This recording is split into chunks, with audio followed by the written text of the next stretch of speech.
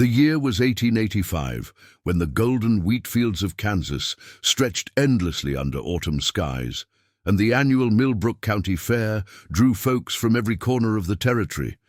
It was a time when a man's word carried the weight of law, and a woman's reputation could be destroyed faster than prairie fire in a drought. This is the remarkable story of Catherine Hayes, a widow seeking a fresh start, and Daniel Crawford, a quiet cowboy whose sense of justice would pit him against an entire town's fury. Before we jump back in, tell us where you're tuning in from, and if this story touches you, make sure you're subscribed, because tomorrow I've saved something extra special for you. In 3 days of chaos, accusations, and mob justice, their paths would cross in ways that would challenge everything Millbrook Junction believed about truth, courage, and the power of standing up for what's right, even when the whole world seems against you. The morning sun cast long shadows across the Riverside Fairgrounds as vendors hurried to prepare their booths for what promised to be the largest county fair in Millbrook's 15-year history. The air buzzed with anticipation as families arrived. From neighboring towns, their wagons loaded with prized livestock, homemade preserves, and quilts that had taken months to complete. Children ran between the growing crowds, their laughter mixing with the sounds of hammering, the lowing of cattle, and the excited chatter of people who had been looking forward to this celebration all year. Catherine Hayes stood at the edge of the fairgrounds, clutching a small carpet bag that contained everything she owned in the world. At 28, she possessed a quiet dignity that her recent hardships hadn't managed to break, though worry lines had begun to form around her. Green eyes, her auburn hair, pinned neatly beneath a modest blue bonnet, caught the morning light as she surveyed the bustling scene before her. She had traveled 3 days by stagecoach from Cedar Valley, leaving behind memories too painful to bear and hoping to find work in Millbrook Junction. The death of her husband Robert in a mining accident 6 months earlier had left Catherine not only heartbroken, but nearly destitute. Robert's business partner had disappeared overnight, taking with him the deed to their small ranch and the savings they had carefully accumulated over 5 years of marriage. The lawyers had been sympathetic, but clear there was little they could do without proper documentation. Catherine had sold what few possessions remained and used the money to make this journey, gambling everything on the hope that a new town might offer the fresh start she desperately needed. Millbrook Junction had seemed promising in the letters from her late husband's cousin, who had written of opportunities for educated women willing to work hard. Catherine could read and write better than most, had taught school for 2 years before her marriage, and possessed skills in sewing and nursing that frontier communities always needed. She had imagined arriving to find a teaching position or work with a local family, perhaps even the chance to open a small shop of her own eventually. What she hadn't anticipated was arriving during the county fair, when every boarding house and hotel room had been claimed weeks in advance by visitors and vendors. The stagecoach driver had deposited her at the edge of town with a shrug and a suggestion that she might find someone willing to share accommodations if she offered to pay extra.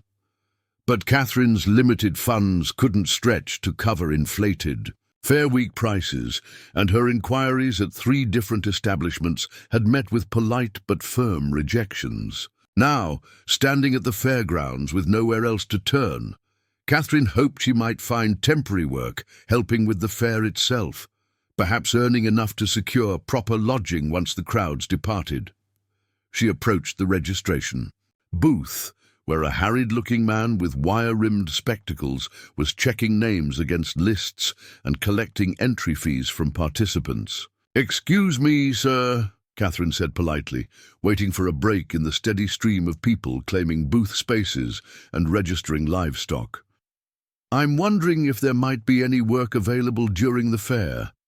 I'm willing to help with whatever needs doing."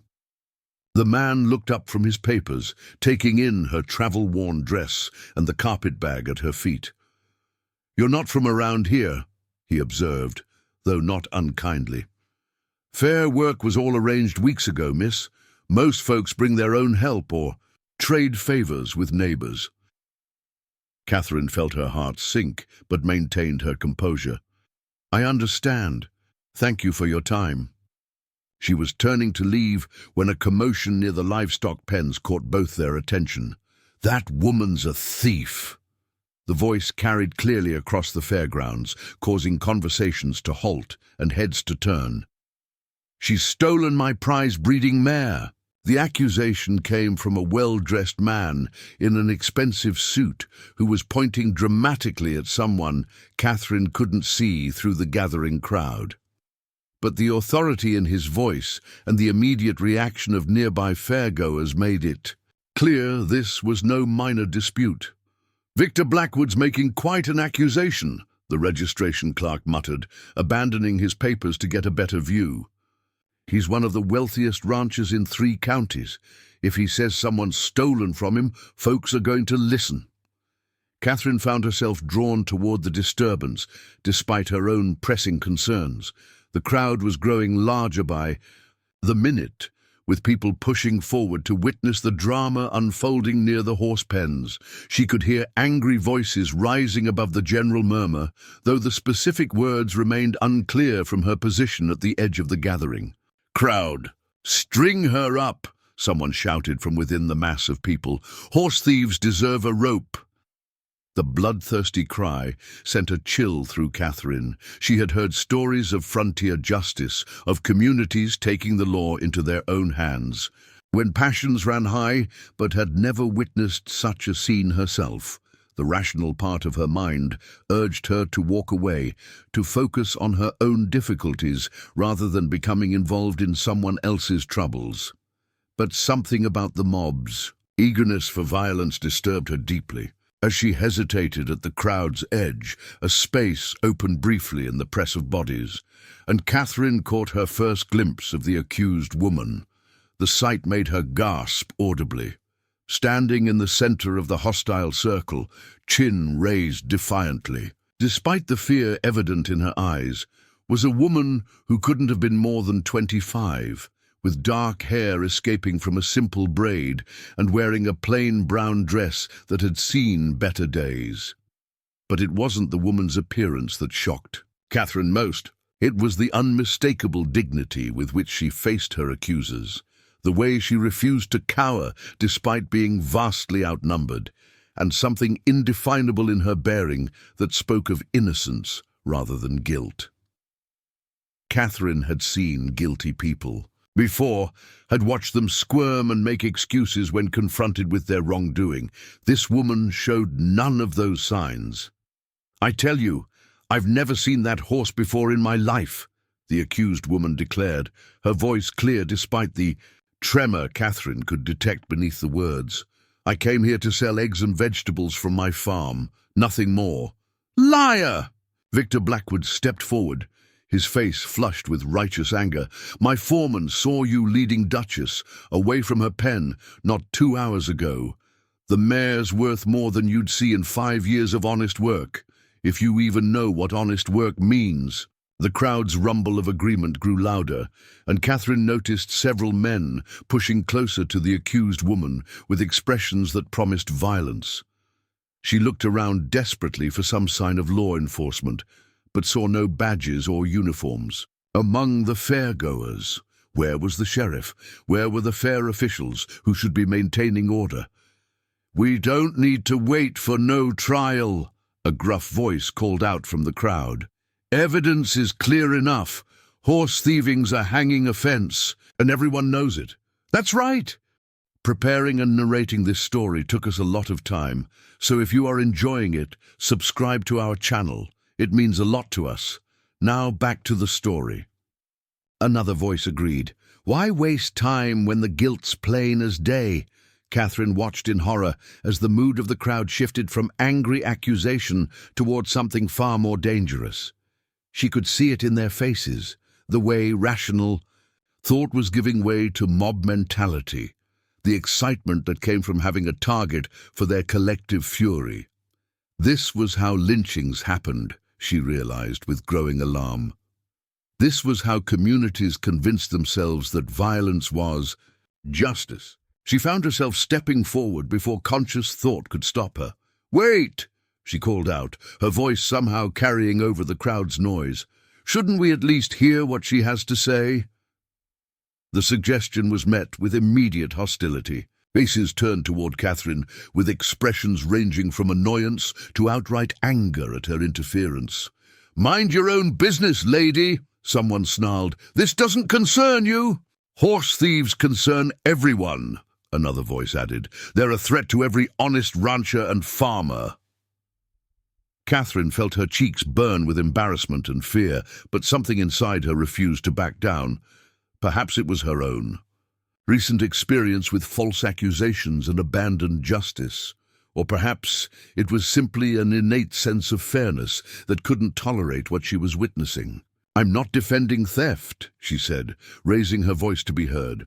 "I'm simply suggesting that accusations require proof, not just angry words." The response was immediate and hostile. "Who the hell are you to tell us anything?"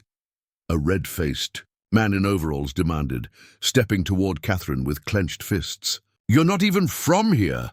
"That's right," others echoed. "Outsiders should keep their mouths shut." Catherine realized with mounting panic that her intervention had not only failed to help the accused woman, but had now made her a target as well.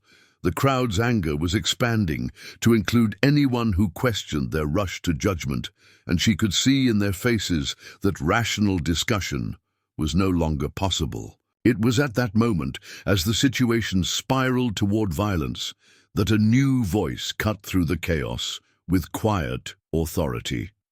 "That's enough!" The words weren't shouted, but something in their tone made the crowd's noise die down slightly. Catherine turned to see a tall man in worn work clothes and a battered hat pushing through the press of bodies with calm determination.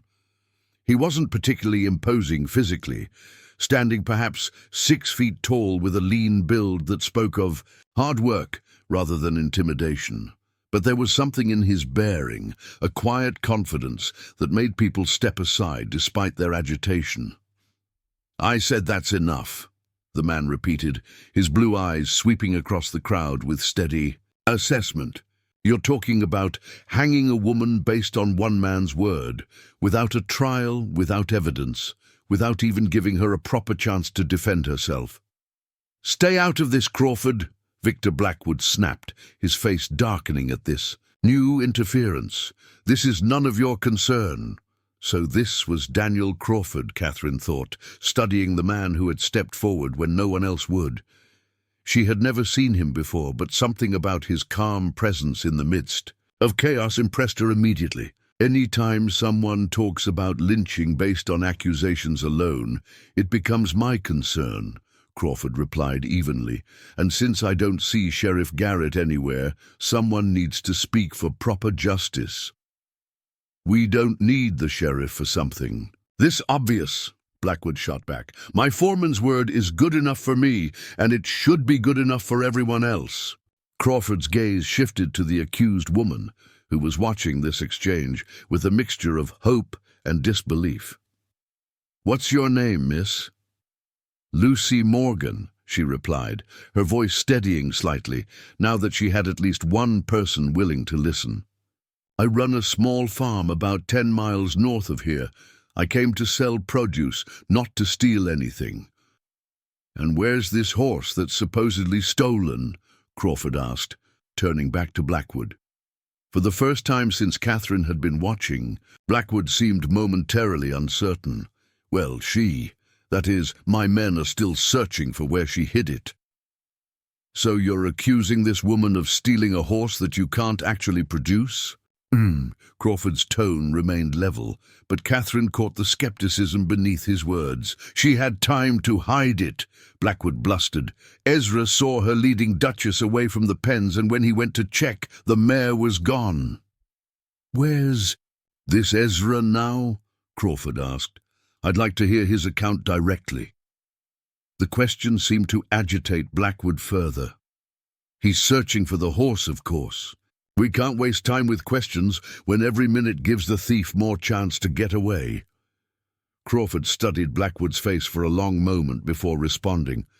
"Seems to me that if someone really stole your valuable mare, you'd want to make sure you had the right person before you started talking about hanging. Mistakes like that tend to be permanent." The crowd was growing restless at this delay in what they clearly saw as inevitable justice. Catherine could hear muttered complaints about bleeding hearts and outsiders protecting criminals, and she realized that Crawford's intervention was only buying time, not changing minds. "Look here, Crawford," a burly man in a blacksmith's apron called out. "Everyone knows you've got a soft spot for hard luck cases, but this is clear as day. Blackwood's word is good enough for me." "Mine too," several voices agreed. "Why would he lie about his own horse?" Crawford's expression remained calm, but Catherine noticed his jaw tighten slightly. "I'm not questioning Mr. Blackwood's word about his horse being missing. I'm questioning whether Miss Morgan here is the one who took it." "The evidence speaks for itself," Blackwood declared. "Ezra saw her. The horse is gone, and she's got no alibi for where she was this morning." "Actually," Lucy Morgan said quietly, "I do have an alibi. I was setting up my booth over near the produce section. Mrs. Henderson and Mrs. Taylor were both there, helping me arrange my vegetables. They can vouch for where I was all morning." This information seemed to give the crowd pause, though Catherine noticed that Blackwood's expression grew darker rather than more uncertain. "Those women are probably in on it," he claimed. "Small farmers stick together when it comes to cheating honest ranchers." The accusation was so outrageous that even some of the angry crowd members looked uncomfortable. But before anyone could respond, a new voice joined the discussion. "Mr. Blackwood, sir." Everyone turned to see a young boy, perhaps 12 years old, pushing through the crowd with obvious nervousness. He wore patched overalls and a too large hat, and his face was flushed with the effort of running. "What is it, Timothy?" Blackwood snapped, clearly annoyed at another interruption. "It's about your mare, sir, Duchess. I found her." The announcement sent a ripple of confusion through the crowd. If the horse had been found, what did that mean for the accusations against Lucy Morgan? "Where?" Blackwood demanded, his voice tight. Timothy shifted nervously under the attention of so many adults. "Well, sir, she's not stolen at all. She's in the south pasture, where Mr. Coleman moved her this morning. He said you told him to relocate the breeding stock away from the fair noise." The silence that followed this revelation was deafening. Catherine watched as the implications sank in among the crowd. If the horse had never been stolen, if it had simply been moved by Blackwood's own foreman, then the entire accusation against Lucy Morgan was false. But instead of relief or apology, Blackwood's face showed fury. "That's impossible," he declared. "Ezra told me specifically that he saw this woman leading Duchess away." "But, sir," Timothy continued, his voice growing smaller under Blackwood's glare, "Mr. Coleman said he moved her early this morning, before most folks were even awake. And he said he said he told you about it yesterday." The crowd was beginning to murmur among themselves, confusion replacing their earlier bloodlust. Catherine could see people exchanging glances, beginning to question the certainty they had felt just minutes before. Crawford stepped forward, his voice carrying clearly across the gathering. "Sounds like there's been a misunderstanding here.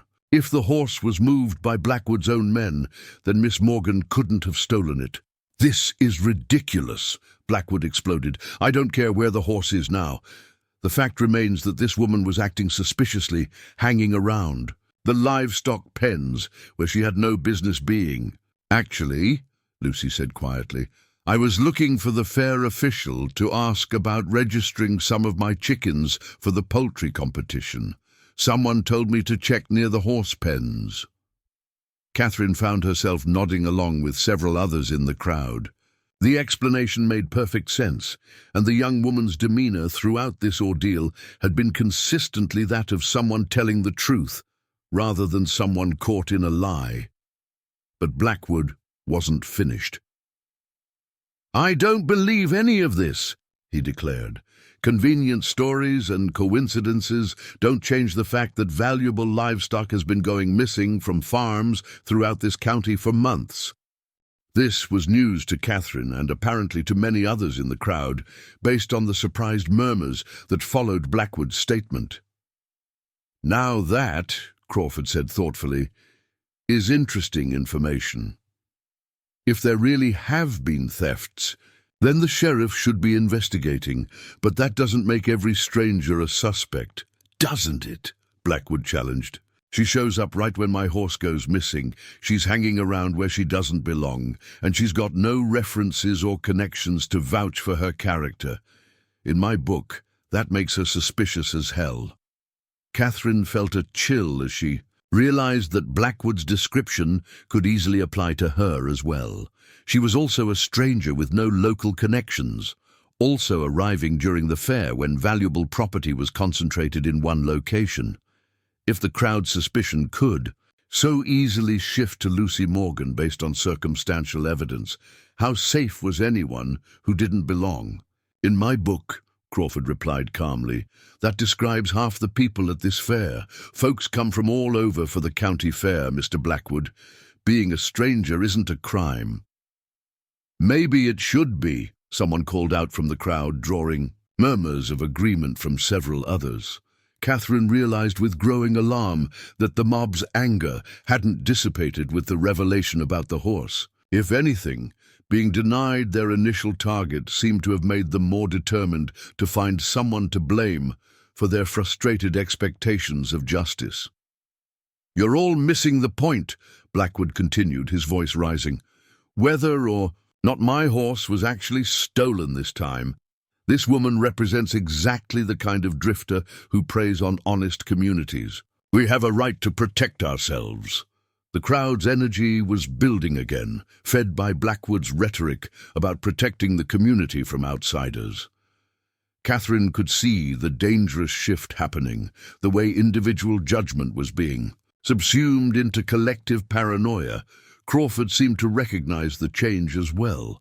"What you're talking about isn't protection," he said firmly. "It's persecution based on fear and prejudice."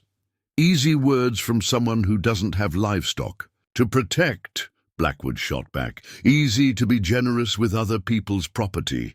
I work for honest wages on an honest ranch," Crawford replied evenly. "I know exactly what it means to protect valuable animals. I also know the difference between protecting property and attacking innocent people." The standoff between Crawford and Blackwood was becoming the focal point of the crowd's attention, with people choosing sides based on their assessment of the two men. Catherine could see that Crawford commanded some respect among the fairgoers, but Blackwood's wealth and local influence carried considerable weight as well. "Tell you what, Crawford," Blackwood said with a cold smile, "since you're so concerned about this woman's welfare, why don't you take responsibility for her? Guarantee her behavior, vouch for her character, make sure she doesn't cause any trouble." The challenge was clearly meant to put Crawford in an impossible position. Taking responsibility for a stranger would make him liable for any problems she might cause, while refusing would undermine his credibility as her defender. Catherine held her breath, wondering how Crawford would respond to this trap. The crowd was watching intently, sensing that this moment would determine the resolution of the entire confrontation. Crawford looked at Lucy Morgan for a long moment, taking in her frightened but determined expression before turning back to Blackwood. "I'll do exactly that," he said quietly. "Miss Morgan can stay at my camp until proper arrangements can be made." The announcement sent a murmur of surprise through the crowd. Catherine felt a surge of admiration for Crawford's courage, even as she worried about what this decision might cost him. Blackwood's expression showed both triumph and frustration. He had succeeded in isolating Crawford and the accused woman from potential community support, but he had also lost his opportunity for immediate mob justice. "Very well," Blackwood said with mock politeness. "But understand this, Crawford. When she causes trouble, and she will, it's on your head. Don't expect any sympathy from this community when your soft heart leads to hard consequences." With that threat delivered, Blackwood turned and began walking away, followed by several of the crowd members who seemed disappointed at being denied their entertainment. But others remained, their expressions suggesting that the day's events had left them with strong opinions about outsiders, property rights, and the proper way to handle suspected criminals. Crawford waited until most of the crowd had dispersed before approaching Lucy Morgan. "You all right, miss?" Lucy nodded, though Catherine could see that her hands were still shaking slightly. "Thank you," she said simply. "I don't know what would have happened if you hadn't spoken up." "Nothing good," Crawford admitted, "but it's not over yet. Blackwood's not the type to forget or forgive, and you heard what he said about taking responsibility." Catherine found herself stepping forward again, driven by the same instinct that had made her speak up earlier. "Excuse me," she said hesitantly. "I'm sorry to intrude, but I couldn't help overhearing. Is there anything I can do to help?" Both Crawford and Lucy turned to look at her with surprise. Catherine realized she must make an odd picture, standing there with her carpet bag and travel-worn dress, offering assistance when she clearly needed help herself. "That's kind of you to offer," Crawford said carefully, "but you look like you've got your own concerns to deal with." Catherine felt her cheeks redden with embarrassment. "You're right, of course. I just arrived in town and haven't even found lodging yet. I suppose I'm not in much position to help anyone else." "Wait," Lucy said suddenly, studying Catherine's face. "You were the one who spoke up earlier, weren't you? When the crowd was getting ugly, you tried to get them to listen to reason." "For all the good it did," Catherine replied ruefully. "I think I made things worse, if anything." "No," Lucy said firmly. "You made them think, even if only for a moment. That took courage." Crawford was watching this exchange with obvious interest. "Seems like we've got three people who could use some mutual support," he observed. "Miss Morgan needs a safe place to stay while things settle down. You need lodging, and I could use some help figuring out how to handle Blackwood's next move." The suggestion was both practical and risky. Joining forces would provide some protection through numbers, but it would also associate Catherine with the controversy surrounding Lucy Morgan. After what she had witnessed of the crowd's mentality, Catherine knew that being seen as an ally of the accused woman could make her a target as well. But as she looked at Lucy Morgan's grateful expression and Crawford's steady gaze, Catherine realized that some decisions went beyond practical calculation. She had already chosen a side when she spoke up for fairness and proper procedure. Now she had the chance to follow through on that choice. "I think that sounds like a very good idea," she said quietly. "My name is Catherine Hayes." "Daniel Crawford," he replied with the first genuine smile she had seen from him, "and I believe we're all going to need each other before this is over." As the three of them stood together in the aftermath of the morning's confrontation, Catherine felt something she hadn't experienced since her husband's death. The sense of belonging somewhere, of being part of something larger than her own struggles. It might be temporary, it might be dangerous, but for the first time in months, she wasn't facing an uncertain future alone. The Millbrook County Fair continued around them, with families enjoying the festivities and vendors hawking their wares. But Catherine knew that the real story of this gathering was just beginning. Whatever came next, she had chosen to stand, with truth and justice, even when it meant standing against an angry mob.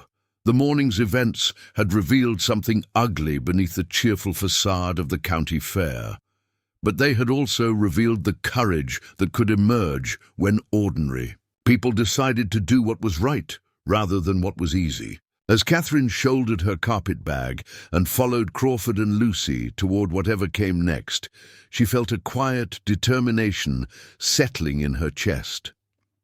She had come to Millbrook Junction seeking a new beginning.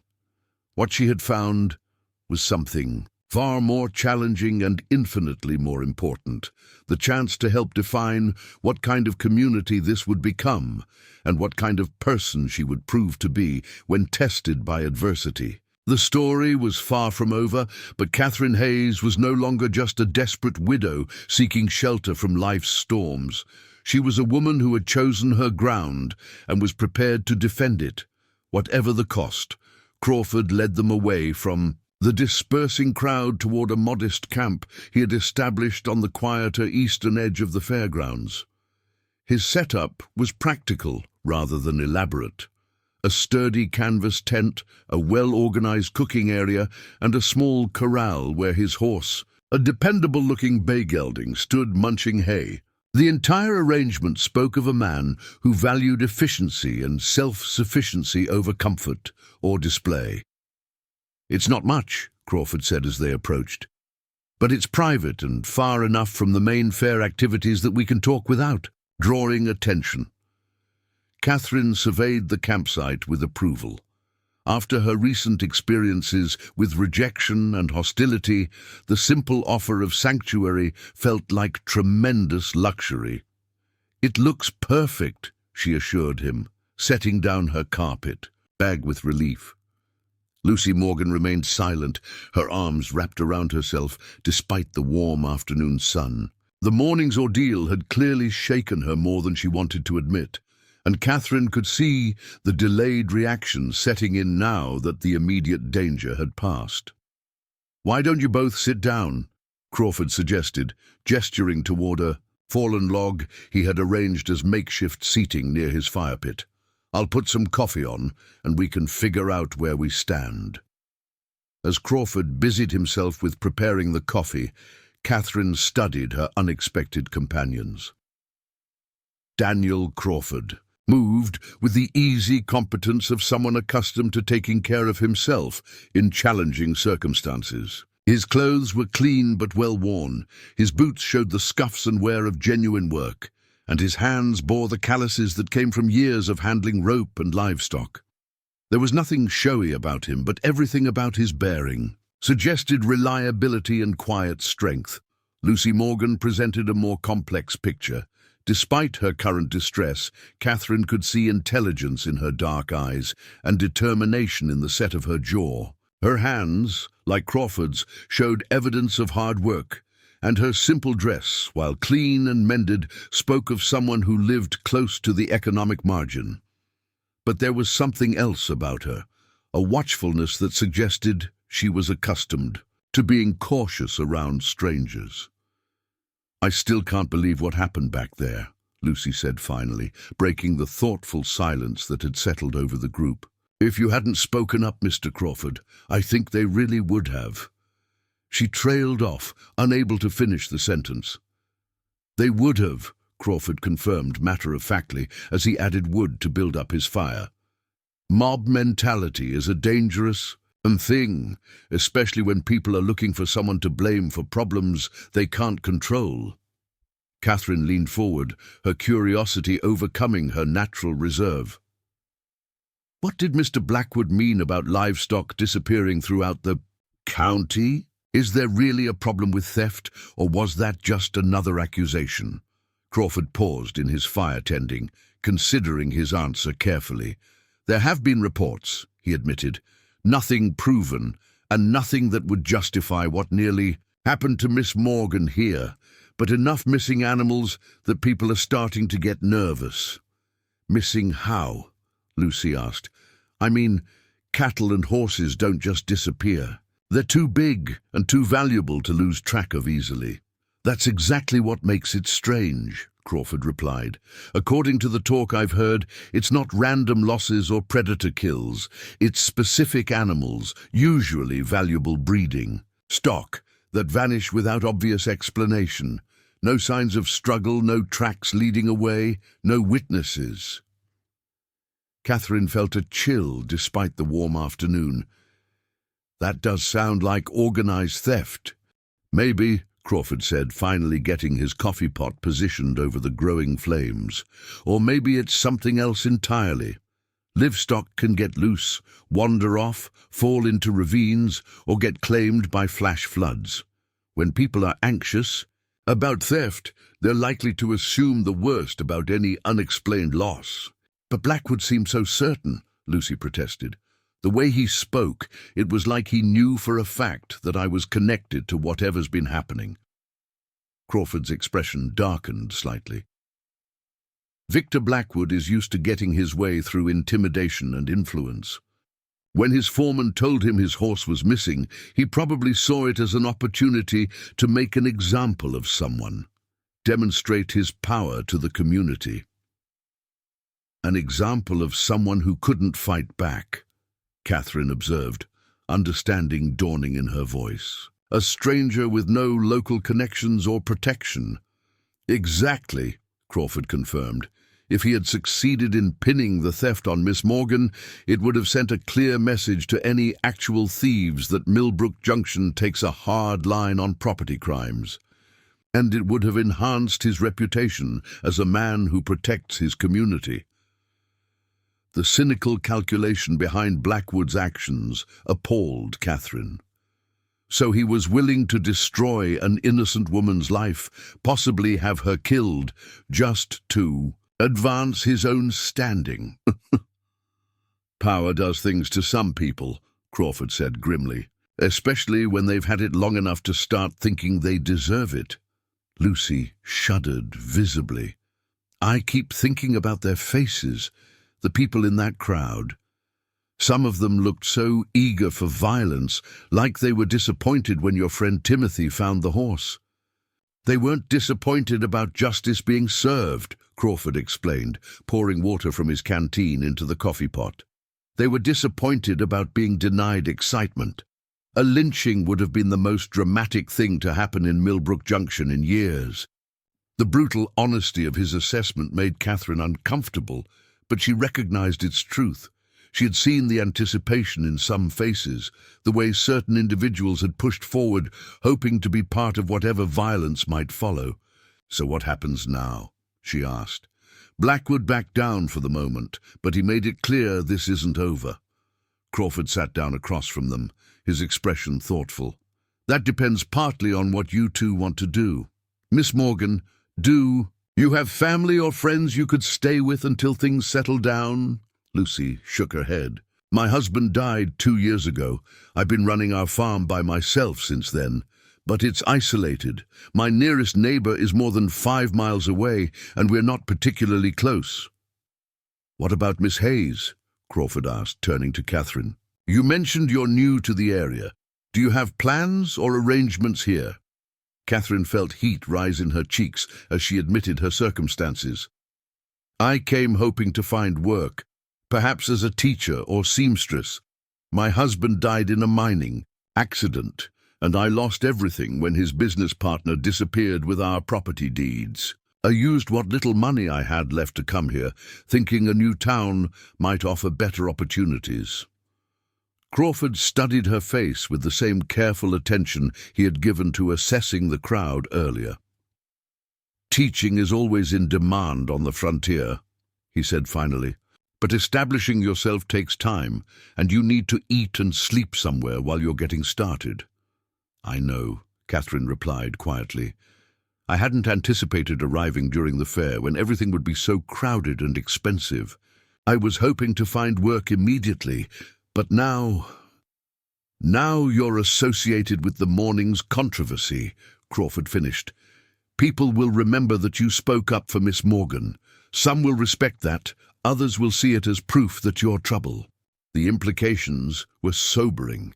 Catherine realized that her instinctive defense of fairness had probably cost her any chance of quietly integrating into Millbrook Junction's social fabric. She would be seen as an outsider who had immediately challenged local authority and community judgment. I don't regret speaking up, she said firmly. What they were planning was wrong, regardless of the consequences for me. Crawford smiled for the second time that day, and Catherine noticed how it transformed his usually serious features. "I was hoping you'd say that. Character matters more than convenience when times get difficult." "Easy to say when you have a place to sleep tonight," Lucy observed, though not unkindly. "Miss Hayes and I are both in precarious positions now, thanks to Blackwood's accusations." "Actually," Crawford said, "I might have a solution for both of you. It's not conventional and it comes with risks, but it could serve everyone's needs." Catherine and Lucy exchanged glances, both clearly interested in hearing any option that might improve their circumstances. "I work for the Riverside Ranch, about 15 miles south of here," Crawford explained. "It's owned by an older couple, Tom and Martha Fleming, who've been struggling since their son moved east to study law. They need help with household management, cooking, and some light ranch work. Martha's been complaining for months about not having proper female help." "You think they might be willing to hire both of us?" Catherine asked, hope creeping into her voice. "I think they'd be grateful for competent help, especially from women who understand frontier life," Crawford replied. "Martha Fleming is practical above all else. If I vouch for your character and work ethic, she'll care more about what you can do than about any gossip from town." Lucy looked skeptical. "After what happened today, your vouching for us might not carry much weight. Blackwood made it clear that anyone who supports us is taking a risk." Crawford's expression hardened slightly.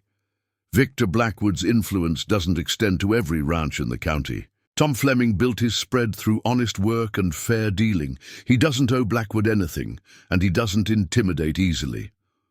"But would he be willing to antagonize a powerful neighbor by hiring women Blackwood considers suspicious?" Catherine asked. "Tom Fleming judges people by their actions, not by other people's accusations," Crawford said confidently. "Besides, keeping you close to the ranch would actually serve his interests. If there really is organized theft happening in the area, having additional eyes and ears around his property could be valuable." The coffee had begun to boil, filling the air with its rich aroma. Crawford used a cloth to lift the pot from the fire and pour the steaming liquid into 3 tin cups. The simple domestic ritual provided a moment of normalcy after the morning's drama, and Catherine found herself relaxing slightly for the first time since arriving in Millbrook Junction. "There's another advantage to this arrangement," Crawford continued as he handed out the coffee. "Working at Riverside Ranch would give both of you time to establish your reputations through honest work, rather than trying to overcome today's first impressions. People respect the Flemings, and anyone they employ is generally considered reliable." Catherine sipped her coffee, considering the proposal. The idea of steady work with room and board sounded almost too good to be true after the uncertainty she had been facing, but she had learned to be cautious about offers that seemed overly generous. "What would you expect in return?" she asked directly. "You're taking considerable risk by associating yourself with us, and now you're proposing to arrange employment for 2 strangers. There must be something you hope to gain." Crawford nodded approvingly at her directness. "Fair question. The truth is, I'm concerned about what happened today, both the specific incident and what it reveals about the community's mood. If there really are organized thieves operating in the area, they need to be caught through proper investigation, not by scapegoating convenient targets." "You think the thefts are real?" Lucy asked. "I think something is happening," Crawford replied carefully. "Whether it's theft, simple mismanagement, or something else entirely, I don't know, but I do know that false accusations and mob justice won't solve the problem." Catherine set down her coffee cup, studying Crawford's face. "In the flickering firelight, you're planning to investigate on your own, aren't you?" "I'm planning to keep my eyes open and ask intelligent questions," Crawford corrected. "If I happen to learn something useful in the process, I'll make sure the information reaches Sheriff Garrett." "And having us at Riverside Ranch would give you additional sources of information," Lucy observed. We'd be in position to hear gossip, observe patterns, notice things that might not be obvious to someone working alone. Possibly, Crawford admitted, but that's secondary to getting you both settled safely. I won't lie and say there's no personal benefit to me in this arrangement, but it's not my primary motivation. Catherine found herself impressed once again by Crawford's straightforward honesty.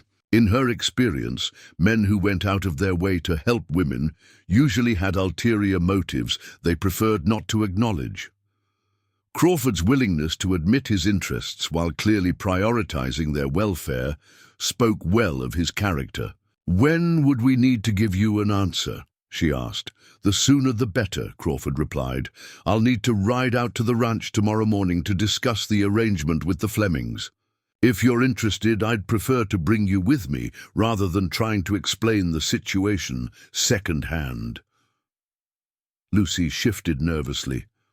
What if they don't want to hire us? What if Blackwood has already contacted them with his version of events? "Then we'll deal with that problem when we encounter it," Crawford said calmly. "But I don't think Tom Fleming makes hiring decisions based on Victor Blackwood's recommendations, and Martha Fleming is perfectly capable of forming her own opinions about people."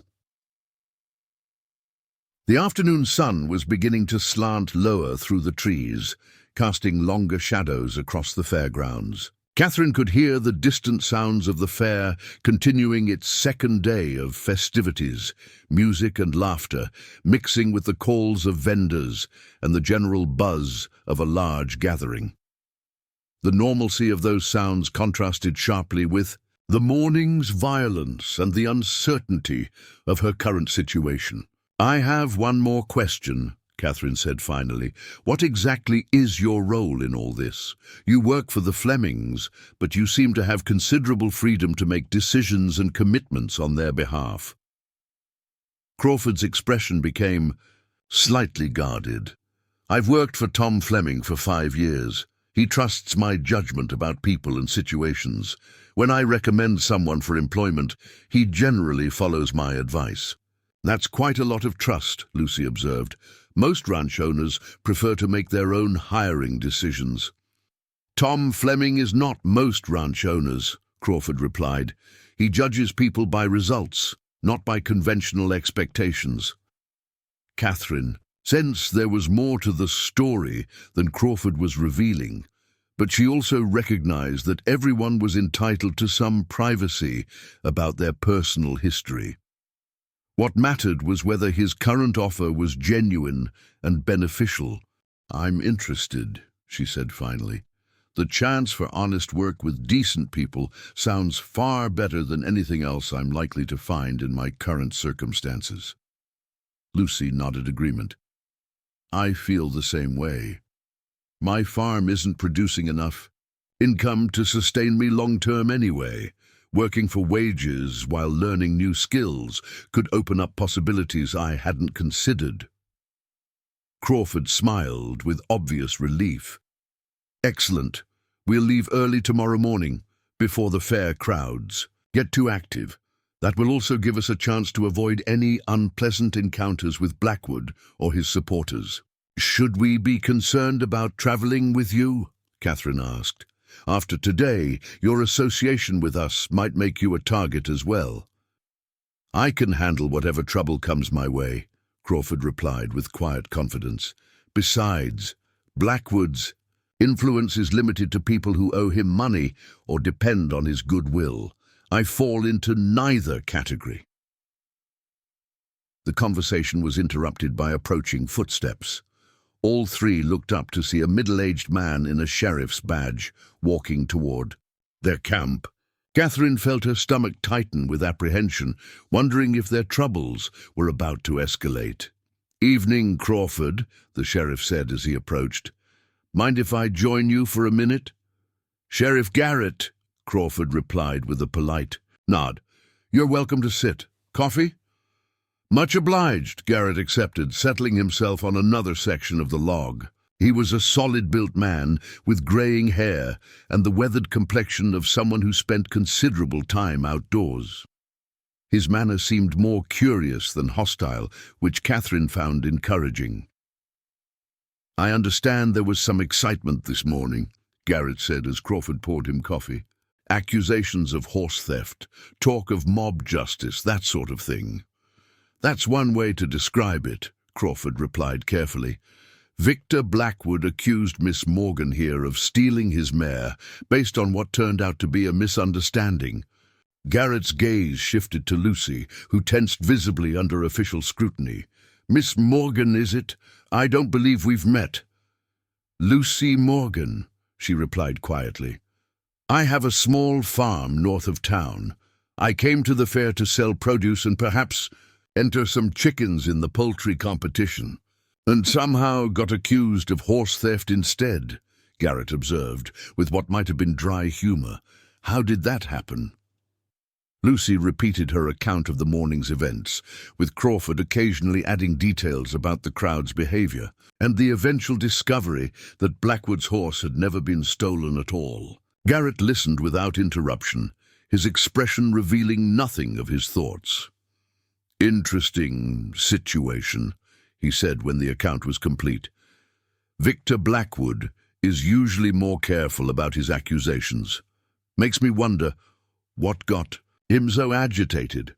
Perhaps the pressure of recent thefts in the area," Crawford suggested. "People get nervous when valuable property starts disappearing." Garrett's eyes sharpened slightly. "You've heard about those reports?" "Hard to avoid hearing about them," Crawford replied. "Ranch hands talk and word spreads. Is there any truth to the stories?" "Some truth," Garrett admitted, "though probably not as dramatic as the rumors make it sound. I've had 3 official complaints in the past 2 months about missing livestock. All valuable animals, all disappeared without obvious explanation." Catherine found herself leaning forward with interest. "No witnesses, no tracks." Garrett studied her with obvious curiosity. "And you would be?" "Catherine Hayes," she replied, extending her hand in greeting.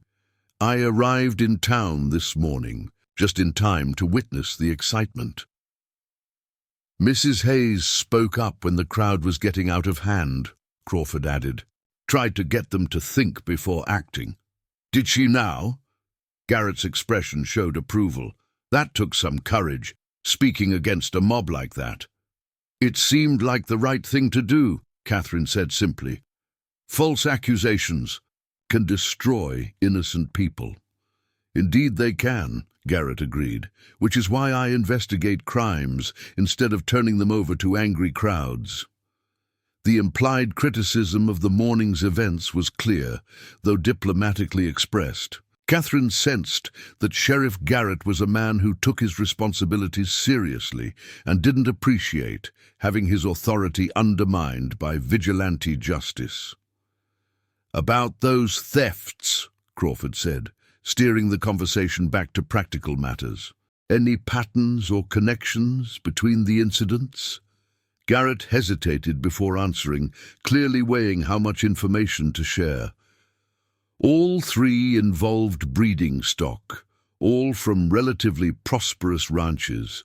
All disappeared during times when the owners had legitimate reasons to be away from their property." "That suggests someone with inside knowledge," Lucy observed. "Someone who knew when the animals would be unguarded." "Possibly," Garrett acknowledged, "or someone who's good at watching and waiting for opportunities." Catherine felt a chill as another possibility occurred to her, or someone who created the opportunities. Both men looked at her with sudden interest. "What do you mean?" Garrett asked. "Well," Catherine said, thinking aloud, "if someone wanted to steal valuable animals without leaving obvious tracks or witnesses, they might arrange for the owners to be called away at convenient times. A fake emergency, a business opportunity, that required immediate attention, something that would clear the area of potential observers." Crawford nodded slowly. "That would explain how someone could move large animals without being seen. If everyone with reason to be in the area had been deliberately sent elsewhere, it would also suggest someone with considerable local knowledge and influence." Garrett added thoughtfully. Someone who could create convincing emergencies or opportunities. The implications of Catherine's theory hung in the air among them. If the thefts were being orchestrated by someone with local connections and authority, it would explain both their success and the failure of conventional investigation methods. Of course, Garrett continued after a moment. That's just speculation. Could be we're dealing with ordinary thieves who've gotten lucky.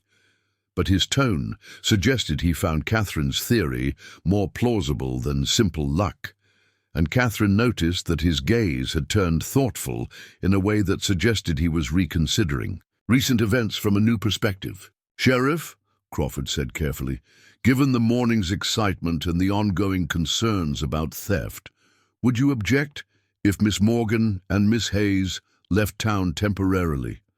I've offered to help them find work at a ranch outside the immediate area." Garrett's eyebrows rose slightly. "Running away from trouble." "Moving away from unfair suspicion," Crawford corrected. "Both ladies need employment, and frankly, staying in town right now might not be safe for them." "After what I witnessed today, I'd say that's sound reasoning," Garrett agreed. "Victor Blackwood doesn't forget perceived slights easily, and some folks in that crowd seemed disappointed at being denied their entertainment."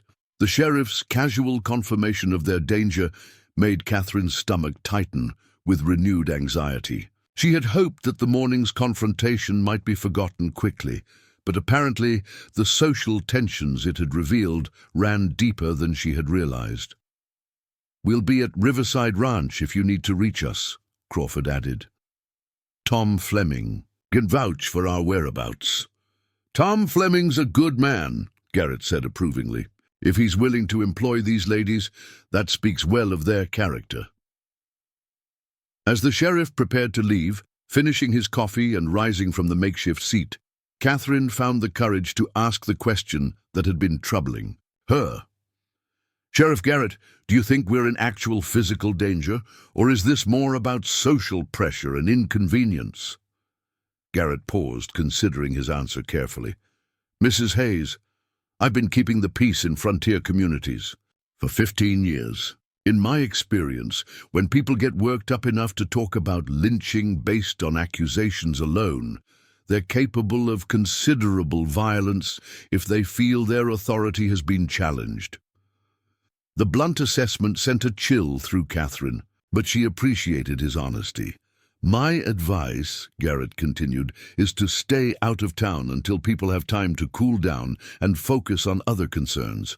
A week or two should be sufficient, assuming no new incidents fuel the fire."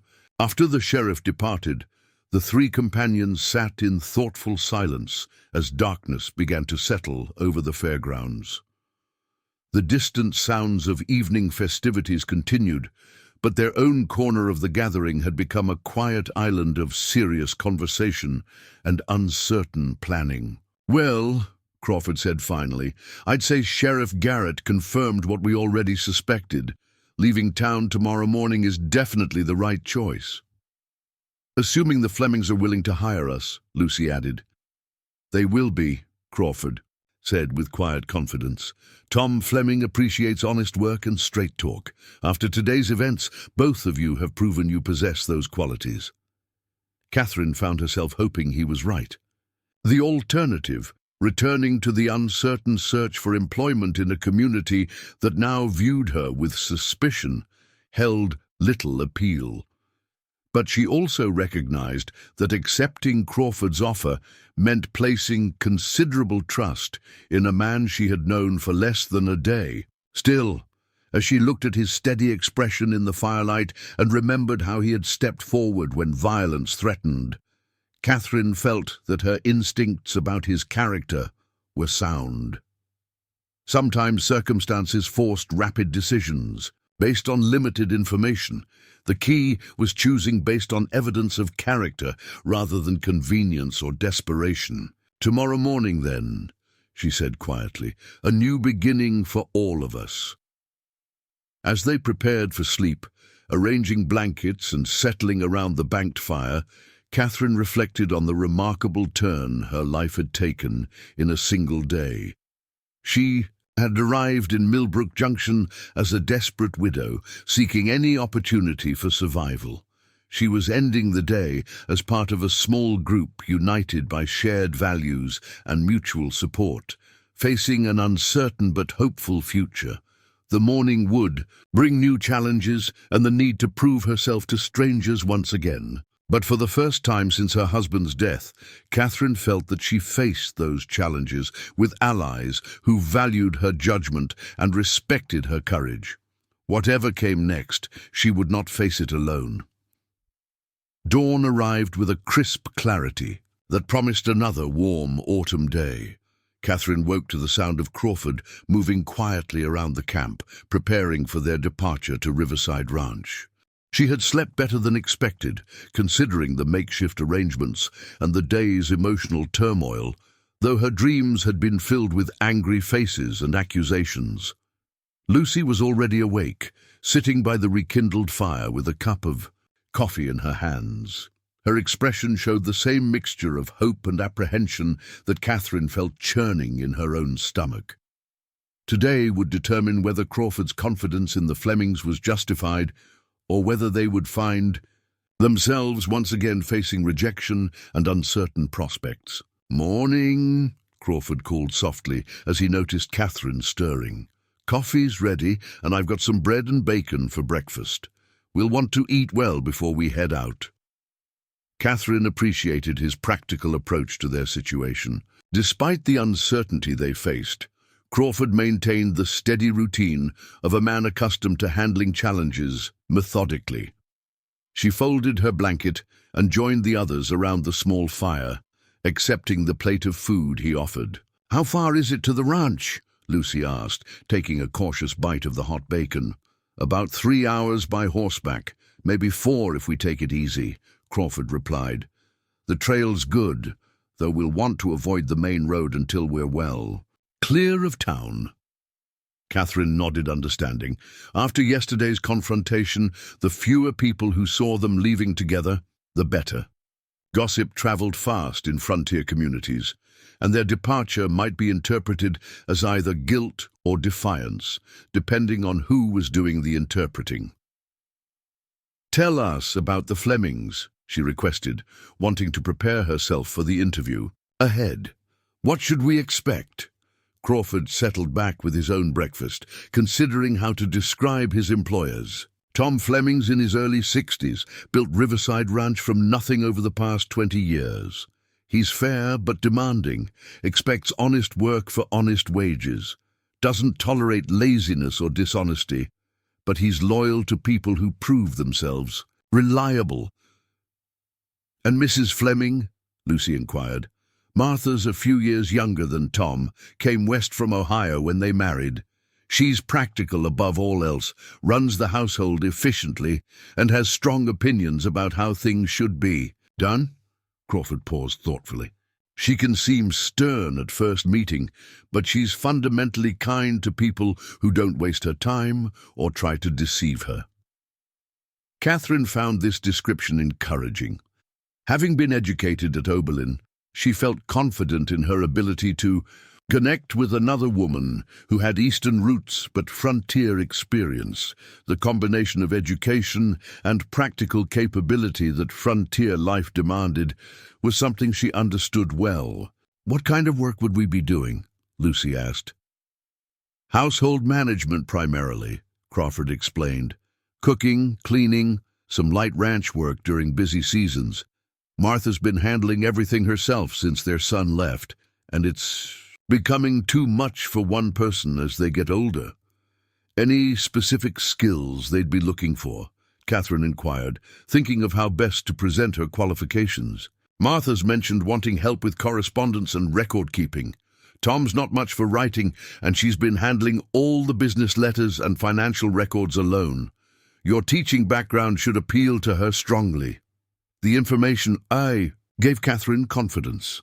Administrative work had been part of her teaching responsibilities, and she had handled much of the business correspondence for her late husband's carpentry enterprise. These were skills that would transfer directly to ranch management. They finished breakfast efficiently, cleaned their few dishes, and began loading their modest possessions. Catherine was struck by how little she owned now compared to the comfortable home she had shared with Robert just months earlier. Her entire worldly wealth fit into a single carpet bag, plus the few additional items Crawford had lent her for the journey. Lucy's situation was similar, though she at least had her small farm to return to if this opportunity didn't work out. Catherine realized she was betting everything on the kindness of strangers, a position that would have terrified her a year ago, but now felt like the only viable path forward. "Ready?" Crawford asked, checking the cinches on his horse's saddle. One final time. Both women nodded, though Catherine noticed Lucy's hands trembling slightly as she adjusted her bonnet. The morning's departure felt momentous, like crossing a threshold from which there might be no return. They mounted their horses, Crawford on his steady bay, the women sharing a gentle mare he had borrowed from the livery stable specifically for this journey. The arrangement required them to ride double, which was less comfortable but more economical than renting 2 horses. As they left the fairgrounds, Catherine took a final look back at the bustling activity already beginning. For the fair's 3rd day, vendors were opening their booths, families were arriving with their livestock and crafts, and the general atmosphere was one of celebration and community pride. It seemed impossible that such a cheerful scene had harbored the ugly potential for violence they had witnessed just yesterday. Crawford led them along a winding path that skirted the main roads, keeping to trails that offered concealment among the rolling hills and scattered groves of trees that characterized the Kansas landscape. The morning air was crisp but pleasant, and Catherine found herself beginning to relax as they put distance between themselves and the tensions of Millbrook Junction. "This is beautiful country," she observed, as they paused to rest the horses beside a small creek. "Tom Fleming chose well when he selected this area," Crawford agreed. "Good water, decent soil, close enough to markets, but far enough from town to avoid most of the politics and complications." Lucy dismounted to stretch her legs and let the mare drink from the creek. "It must take considerable skill to succeed at ranching. I've been struggling just to keep a small farm productive." "Different challenges," Crawford acknowledged, "but many of the same principles apply. Understanding the land, working with natural cycles rather than against them, maintaining equipment properly, treating animals well." Catherine detected something in his tone that suggested deeper knowledge than a typical ranch hand might possess. Once again, she sensed there was more to Daniel Crawford's background than he was revealing. But she had learned that frontier communities were full of people reinventing themselves, escaping previous failures or tragedies, and she respected his right to privacy about his past. They remounted and continued their journey, the trail gradually ascending into more substantial hills that offered increasingly expansive views of the surrounding countryside.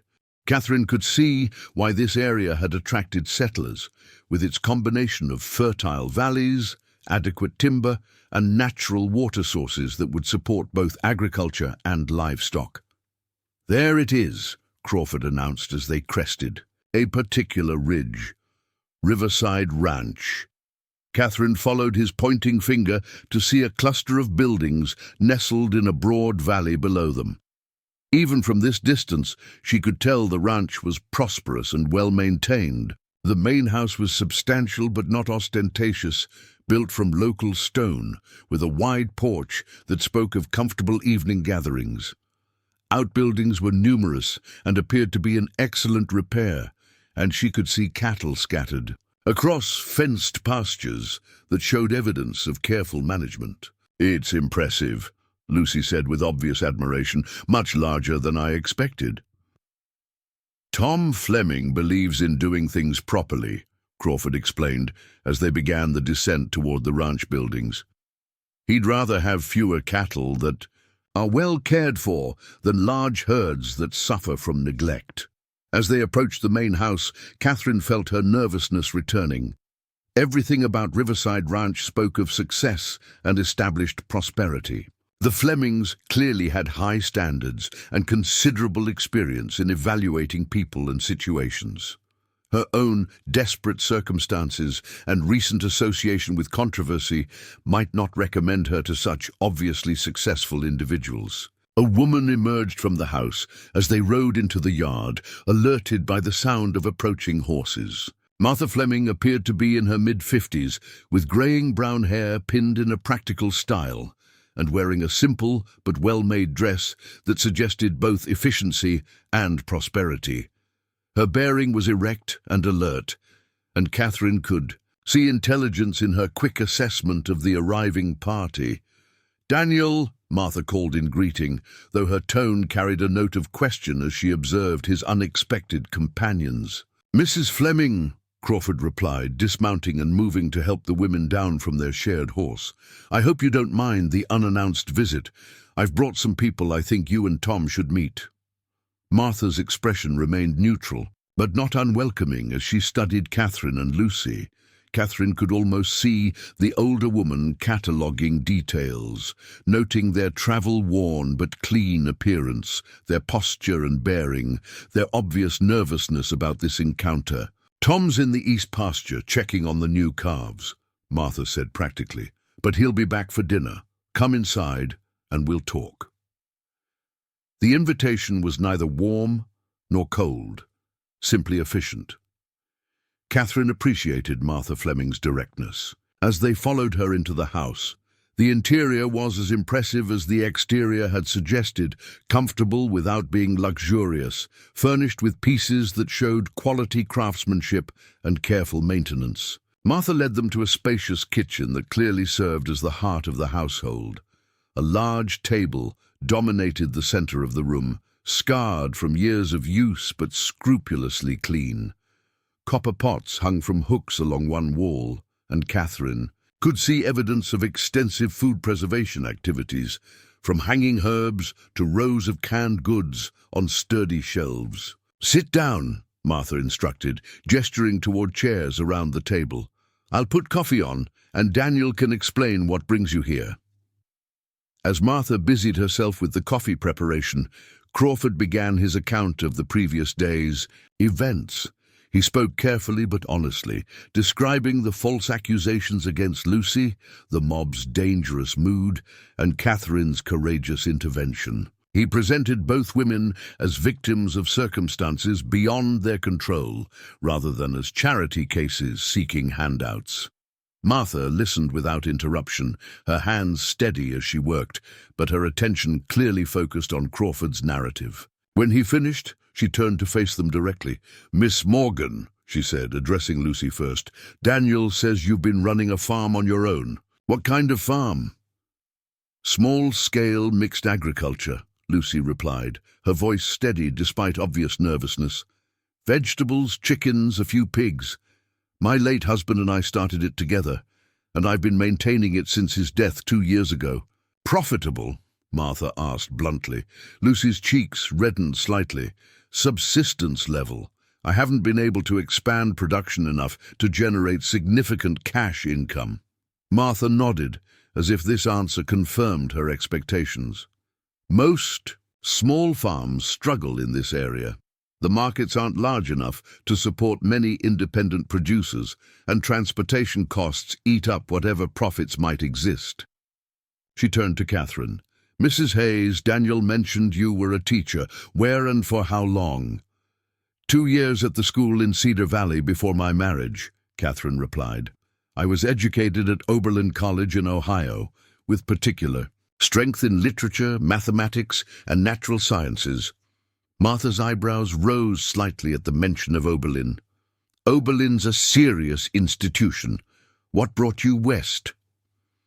Catherine gave a condensed version of her story, explaining her husband's death, the loss of their property, and her decision to seek a new start in Kansas. She tried to present herself as someone seeking opportunity rather than someone fleeing disaster, though the distinction was perhaps artificial. "And now you find yourselves associated with controversy through no fault of your own." Martha observed when Catherine had finished. "We spoke up for justice and fairness," Catherine replied quietly. "I don't regret that, regardless of the consequences." For the first time since their arrival, Martha smiled slightly. Oberlin teaches students to think for themselves and act on their convictions. I respect that, even when it causes inconvenience. The coffee was ready, and Martha served it with efficient movements that spoke of decades of practice. Catherine found herself studying the older woman's hands, noting the same sort of practical strength she had observed in Crawford's grip. Frontier life marked people in specific ways, and those marks often told stories about character and capability. "Daniel says you need employment," Martha continued, settling herself at the table with her own cup. "What makes you think ranch work would suit you?" "We're both accustomed to physical labor and long hours," Lucy answered. "Farm work teaches you to adapt to changing conditions and make the best of whatever resources you have available." "And I have administrative experience," Catherine added. "Business correspondence, record-keeping, managing household budgets. My teaching background also means I'm comfortable learning new skills and explaining complex ideas to others." Martha nodded thoughtfully. "Tom and I have been discussing the need for additional help around here. We're not as young as we used to be, and the ranch has grown larger than two people can handle efficiently." Catherine felt a flutter of hope in her chest, but tried not to let it show too obviously in her expression. "The question," Martha continued, "is whether you'd be satisfied with the kind of work we can offer. It's not glamorous. Cooking, cleaning, laundry, helping with correspondence and bookkeeping, assisting during busy seasons with ranch work that requires extra hands." "It sounds like exactly what we need," Lucy said earnestly. "Steady work with fair employers in a safe environment. Fair wages and decent accommodation," Martha confirmed, "but also high expectations. Tom and I built this ranch through attention to detail and refusing to accept sloppy work. We'd expect the same standards from anyone working with us." "We understand," Catherine assured her. "Excellence in small things leads to excellence in larger ones." Martha's smile became more genuine, spoken like someone who's actually taught school. "Children don't learn properly from teachers who accept mediocrity." The sound of approaching horses interrupted their conversation. Through the kitchen window, Catherine could see a tall, broad-shouldered man dismounting near the barn. Even at a distance, his bearing suggested authority and competence. "That's Tom," Martha announced, rising from the table. "I'll bring him in, and we can conclude this discussion properly." She disappeared briefly, returning with a man who immediately commanded attention through sheer presence rather than obvious effort. Tom Fleming appeared to be in his early 60s, with grey hair and weathered features that spoke of decades spent outdoors. His clothes were practical working gear, clean but showing evidence of the morning's ranch activities. "Tom, these are the ladies Daniel mentioned," Martha said by way of introduction. "Mrs. Catherine Hayes and Miss Lucy Morgan."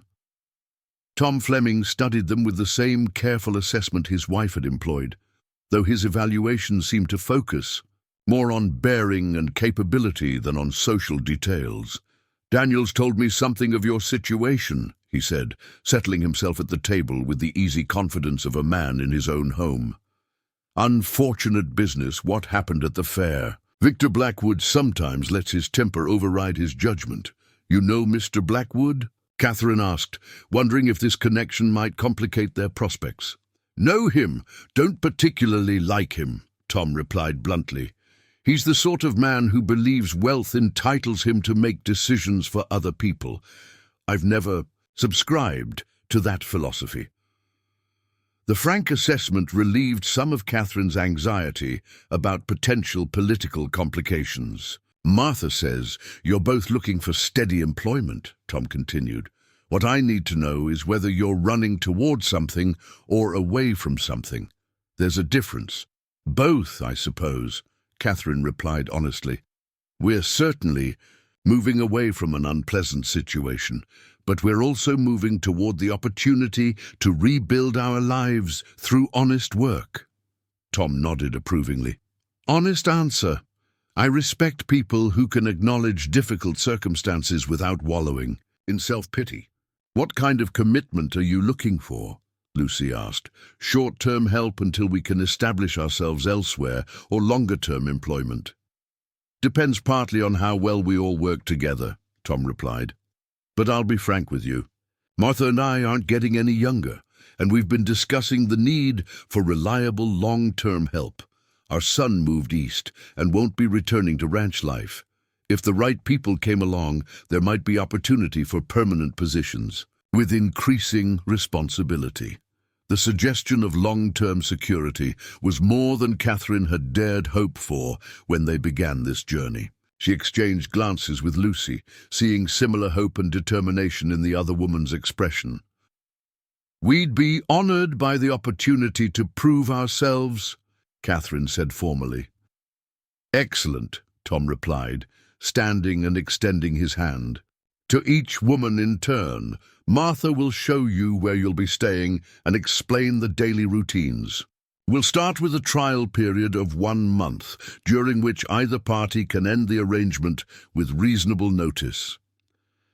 That seems more than fair, Lucy agreed.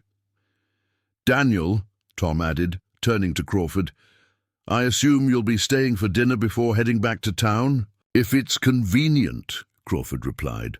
I'd like to make sure everything's settled properly before I leave. As Martha led them out to see their accommodations, Catherine felt a profound sense of relief settling over her. For the first time, since her husband's death, she had prospects that extended beyond mere survival from day to day. The work would be demanding and the social situation complex, but she would be earning her way through honest effort rather than depending on charity or luck. Their quarters proved to be a small but comfortable cabin, about 50 yards from the main house. It contained 2 bedrooms, a sitting area with a stone fireplace, and basic furniture that was simple but well maintained. Windows on 3 sides provided good light and ventilation, and Catherine could see that the building had been constructed with the same attention to quality that characterized everything else at Riverside Ranch. This is perfect, Lucy said with obvious satisfaction as she tested the firmness of one of the beds. It was built for the ranch foreman, Martha explained, but we haven't needed a full-time foreman since our son left. It seemed wasteful to leave it empty when it could house people who need decent accommodation. Catherine set her carpetbag on the table in the sitting area, marveling at the luxury of having a real home again. The cabin was modest by the standards of her former life, but after months of uncertainty and desperate circumstances, it felt like a palace.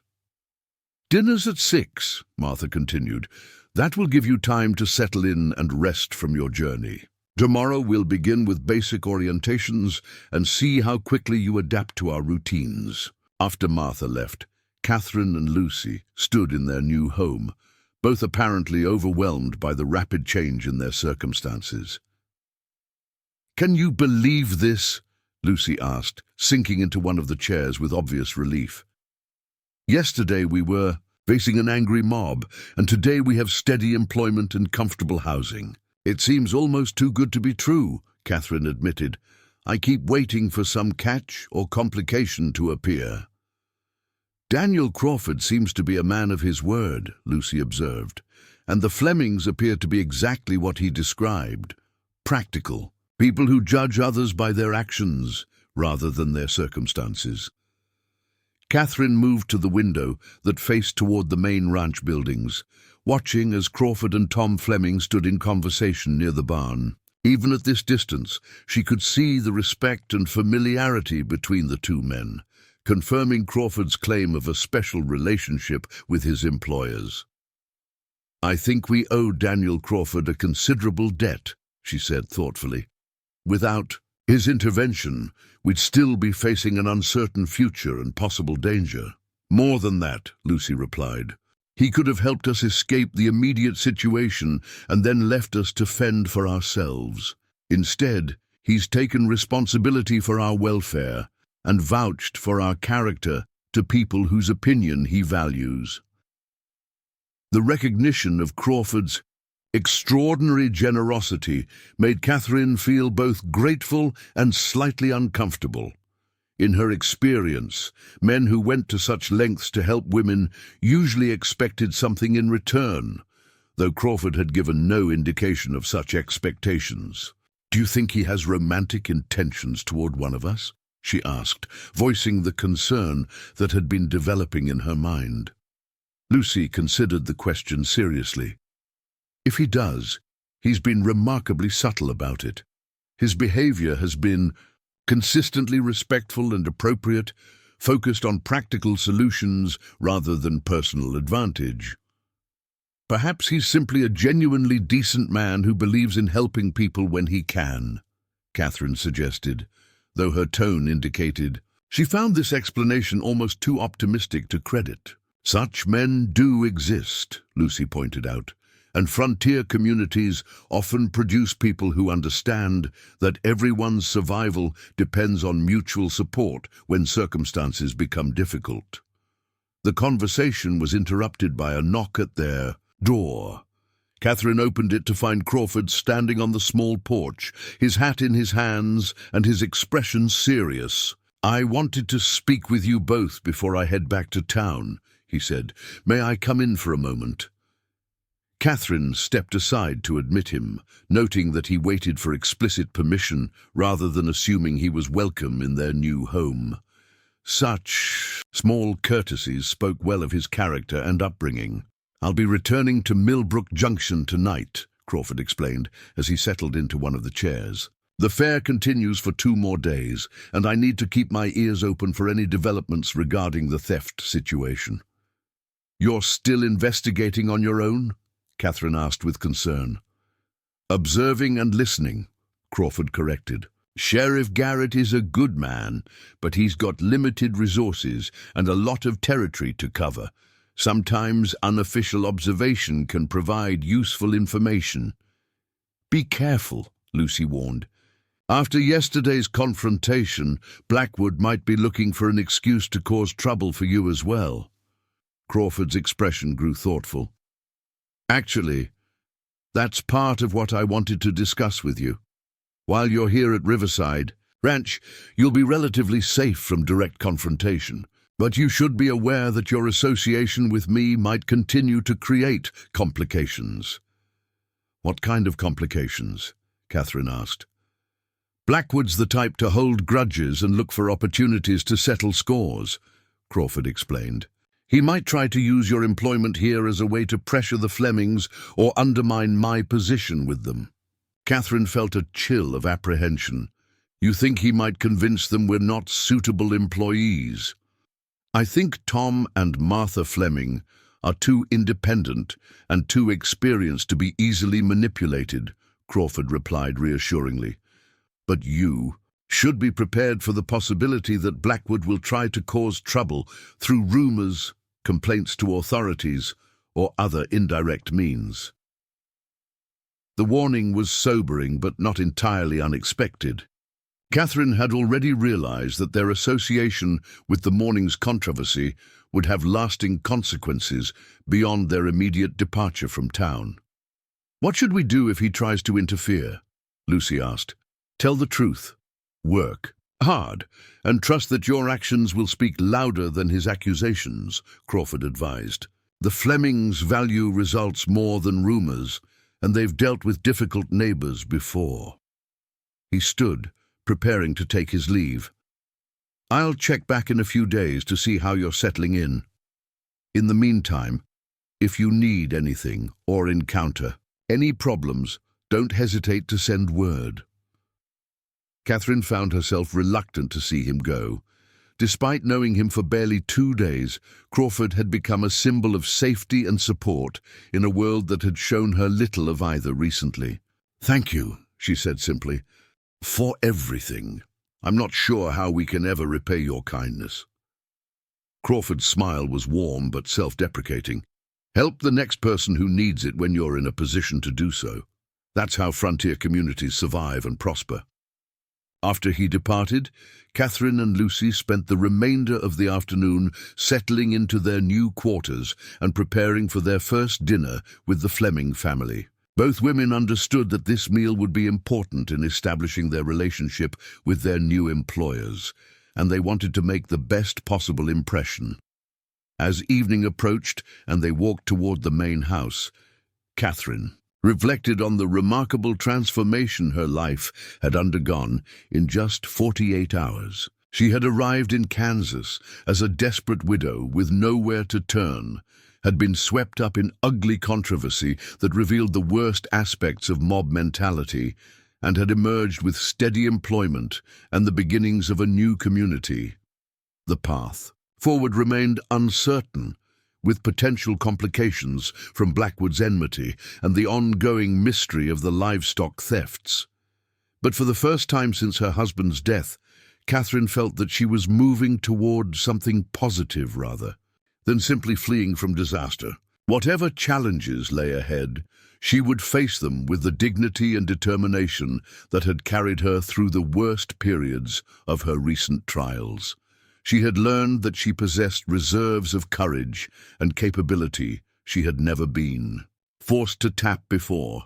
That knowledge, hard-won through adversity, would serve her well in whatever tests the future might bring. 3 weeks had passed since Catherine and Lucy began their employment at Riverside Ranch, and both women had settled into routines that felt remarkably natural, despite the dramatic circumstances that had brought them there. Catherine found herself genuinely enjoying the administrative aspects of ranch management, while Lucy had proven invaluable in organizing the household operations with an efficiency that clearly impressed Martha Fleming. The morning sun was just beginning to paint the eastern hills with golden light when Catherine emerged from the cabin to begin another day's work.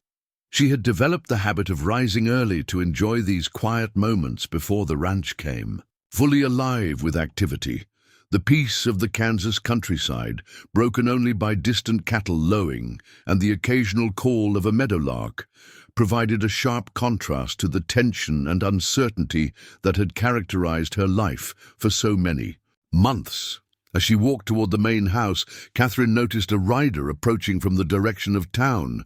Even at a distance, she recognized Daniel Crawford's distinctive posture and the steady gait of his bay horse. He had visited twice during their first week, checking on their adjustment to ranch life, but his appearances had become less frequent. As it became clear, they were thriving in their new environment. Crawford dismounted near the barn and began walking toward the house, his expression serious in a way that immediately put Catherine on alert.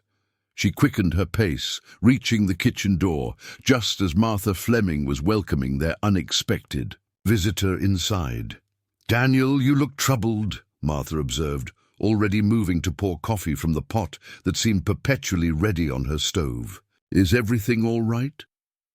Crawford accepted the offered cup with a nod of thanks, but his usual calm demeanor showed signs of strain. "I'm afraid there's been another theft, and this time the circumstances are more serious than before." Catherine felt her stomach tighten with apprehension. She had hoped that the livestock disappearances were a temporary problem that would resolve itself without affecting their new stability at the ranch.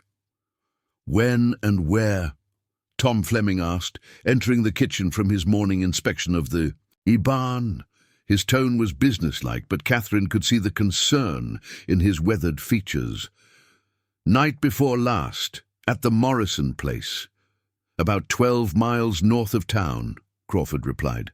"They lost 6 head of their best breeding cattle, including a prize bull worth more than most families see in cash money during an entire year."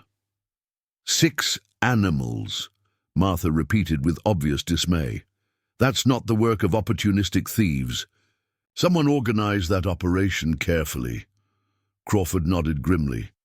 "According to Sheriff Garrett, the thieves knew exactly which animals to take and had enough men and equipment to move them quickly.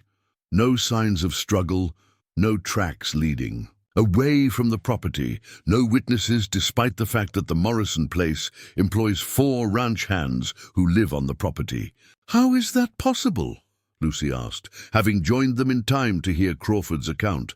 6 cattle can't just vanish without leaving some trace of how they were moved. "That's exactly what has everyone baffled," Crawford replied. "It's as if the animals simply ceased to exist. No trail to follow, no obvious route for moving them to buyers, no explanation for how thieves could accomplish such a feat without being detected."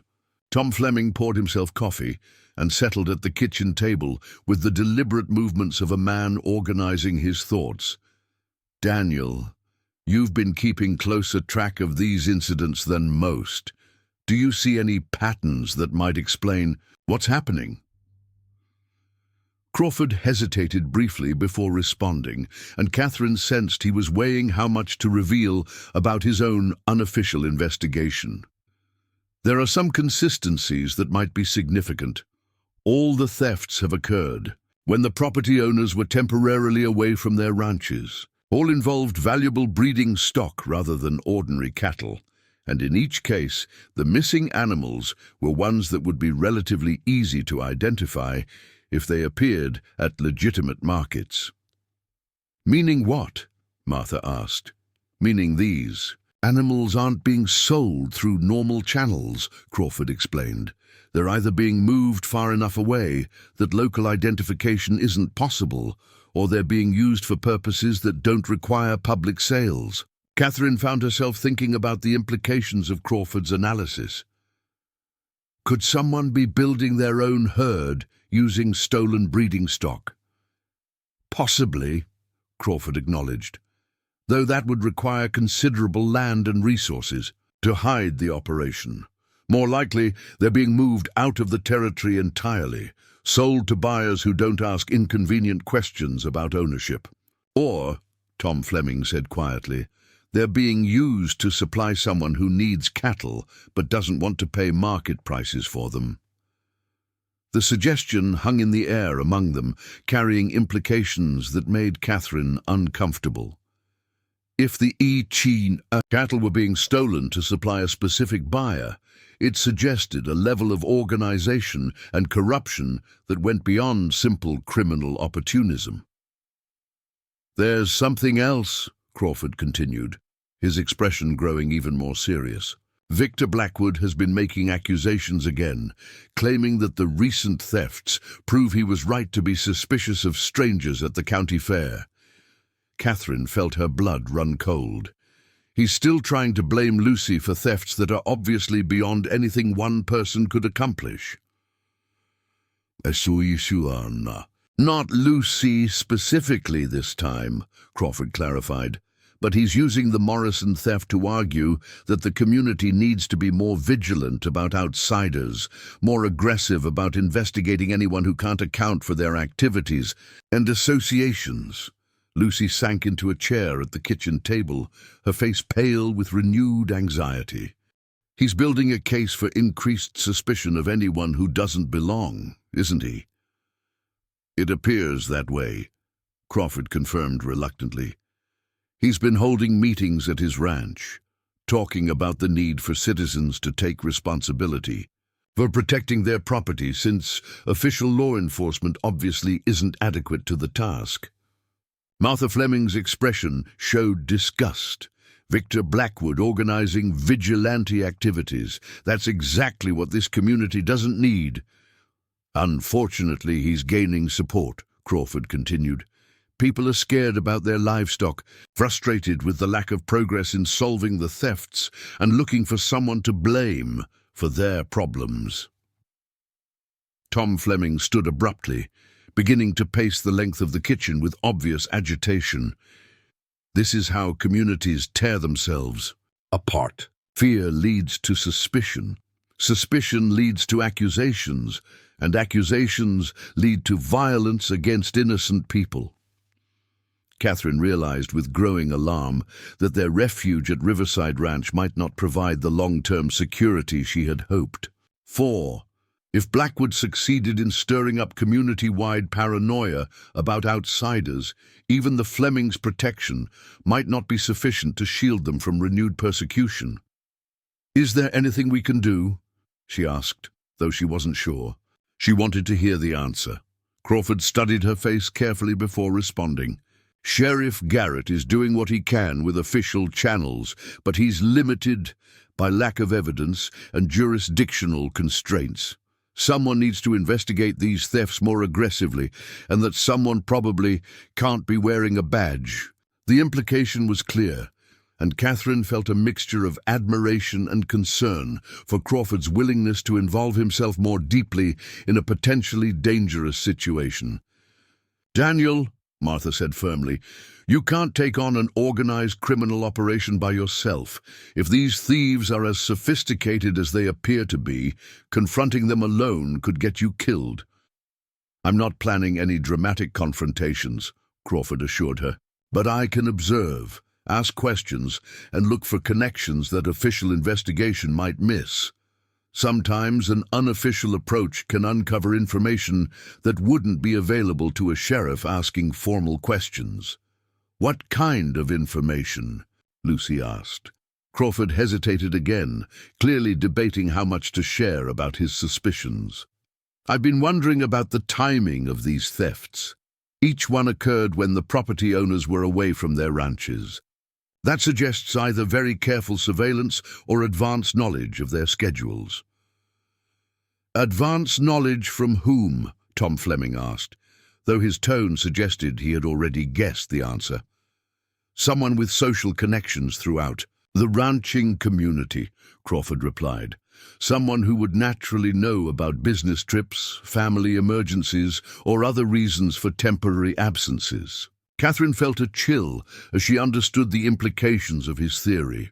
"You think the thefts are being organized by someone who's part of the legitimate ranching community?" "I think that's a possibility worth investigating," Crawford said, "carefully. And if I'm right, it would explain why conventional investigation methods haven't been successful." The kitchen fell into thoughtful silence as everyone contemplated the disturbing possibility that their community's livestock thefts were being orchestrated from within rather than by external criminals. "If you're going to pursue this investigation," Tom Fleming said finally, "you'll need to be extremely careful about who you trust and who you share information with." "Agreed," Crawford replied, "which is why I wanted to discuss it with you before proceeding. If something happens to me, someone needs to know what direction I was pursuing." Martha Fleming's expression showed both admiration and exasperation. "Daniel Crawford, you have more courage than sense sometimes. But I suppose someone needs to get to the bottom of this situation before it destroys the community entirely." "What can we do to help?" Catherine asked, surprising herself with the offer. She had intended to stay safely in the background, focusing on establishing her new life rather than involving herself in dangerous investigations. Crawford looked at her with obvious surprise. "Mrs. Hayes, you've already risked enough by getting involved in community controversies. There's no need for you to expose yourself to additional danger." "Perhaps not," Catherine replied, her voice growing stronger as she spoke. "But if these thefts continue and Blackwood succeeds in stirring up vigilante activities, none of us will be safe anyway. Sometimes the most dangerous choice is trying to stay out of trouble when trouble is coming, whether you want it or not." Lucy nodded agreement. "Catherine's right. We're already targets of suspicion simply by being outsiders. If the situation deteriorates further, hiding at the ranch won't protect us indefinitely." Tom Fleming studied both women with obvious reassessment. "What exactly are you proposing?" "Information gathering," Catherine replied, the plan forming in her mind as she spoke. "Two women working at a ranch are in position to hear gossip, observe visitors, notice patterns that might not be obvious to someone approaching the investigation more directly. And," Lucy added, "we can ask questions that would seem natural coming from newcomers trying to understand the community, but might raise suspicions if they came from someone like Daniel, who's lived here for years. Crawford's expression showed both admiration and concern. It's not without merit as a strategy, but it would require considerable discretion. If word got back to the wrong people that you were asking investigative questions, then we'd better make sure we ask the right questions of the right people, Catherine replied, with more confidence than she felt. Martha Fleming had been listening to this exchange with growing interest. Actually, there might be some natural opportunities for that kind of information gathering. The Ladies' Church Auxiliary meets weekly, and they've been after me to bring my new employees to introduce them to the community. That could be perfect, Lucy said eagerly. Women's conversations often include exactly the kind of details that formal investigations miss. Who was where when? What business kept someone away from home? Which families are facing financial pressures that might make them vulnerable to criminal offers? It's worth trying, Tom Fleming agreed, but everyone needs to understand the risks involved. If you're right about the thefts being organized from within the community, then someone with considerable local influence and resources is behind them. Such a person wouldn't hesitate to eliminate threats to their operation. The sobering reminder sent a chill through the room, but Catherine found that her resolve was strengthening rather than weakening. She had spent months being victimized by circumstances beyond her control. The opportunity to take active steps towards solving a problem that threatened her new stability was both frightening and empowering. "When does the auxiliary meet next?" she asked Martha. "Tomorrow afternoon," Martha replied, "and I was already planning to attend because they're organizing a fundraising bazaar for the church building fund." "Perfect," Crawford said. "That gives us today to plan your approach and decide what information might be most valuable to gather."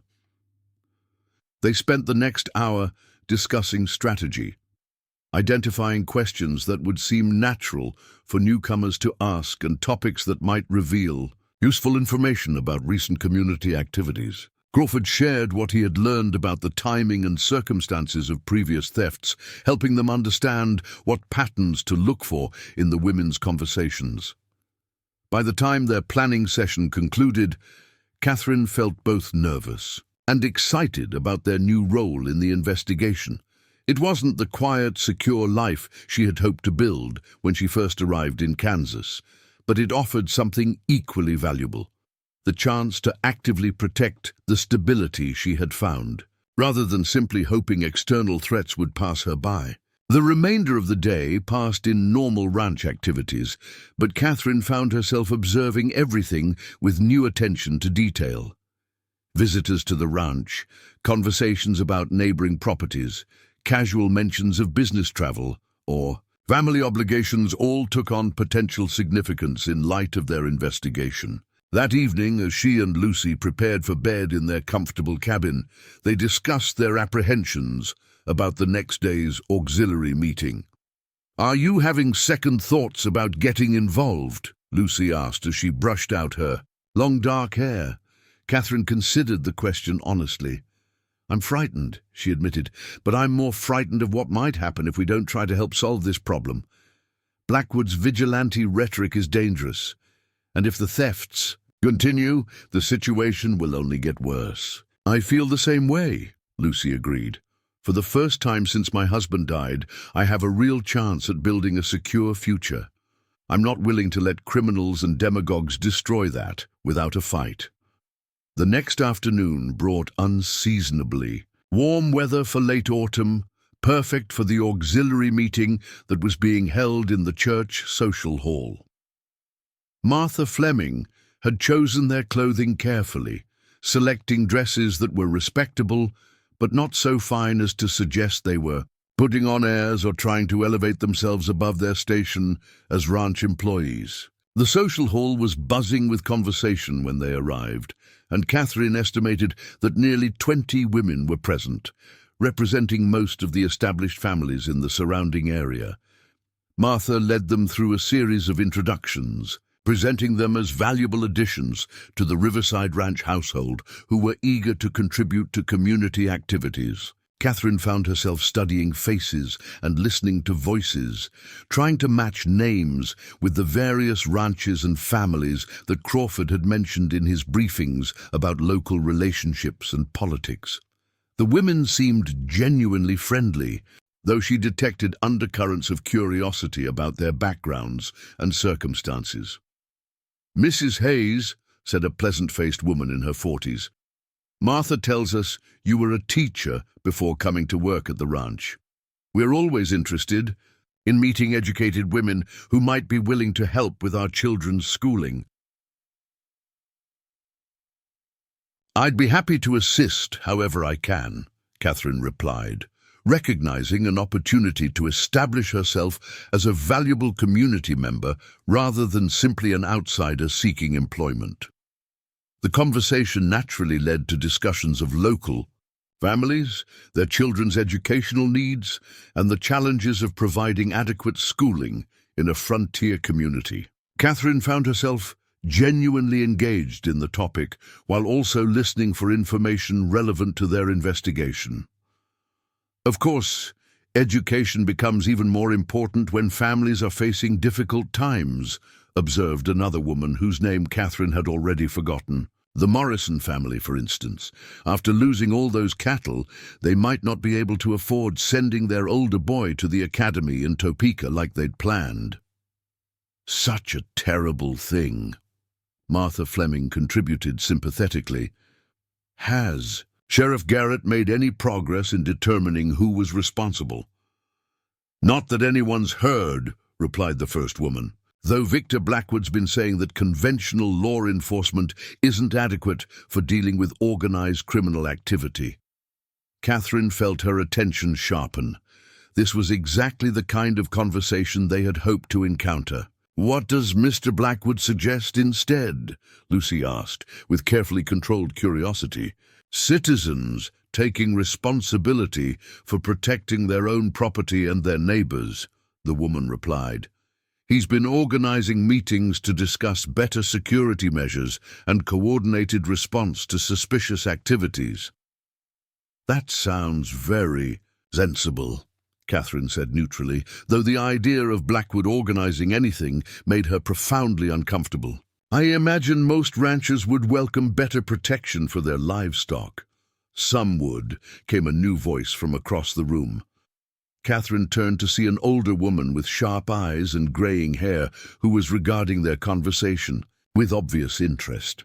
"Others think Victor Blackwood's mostly interested in expanding his own influence by positioning himself as the community's protector." The comment created a moment of uncomfortable silence, suggesting that Blackwood's vigilante organizing was more controversial than his supporters might admit. "Mrs. Patterson," Martha Fleming said by way of introduction, "meet our new household. Help from Riverside Ranch." Mrs. Patterson acknowledged the introductions politely, but Catherine could see continued assessment in her gaze. "You're the women who were involved in that unpleasantness at the county fair, aren't you?"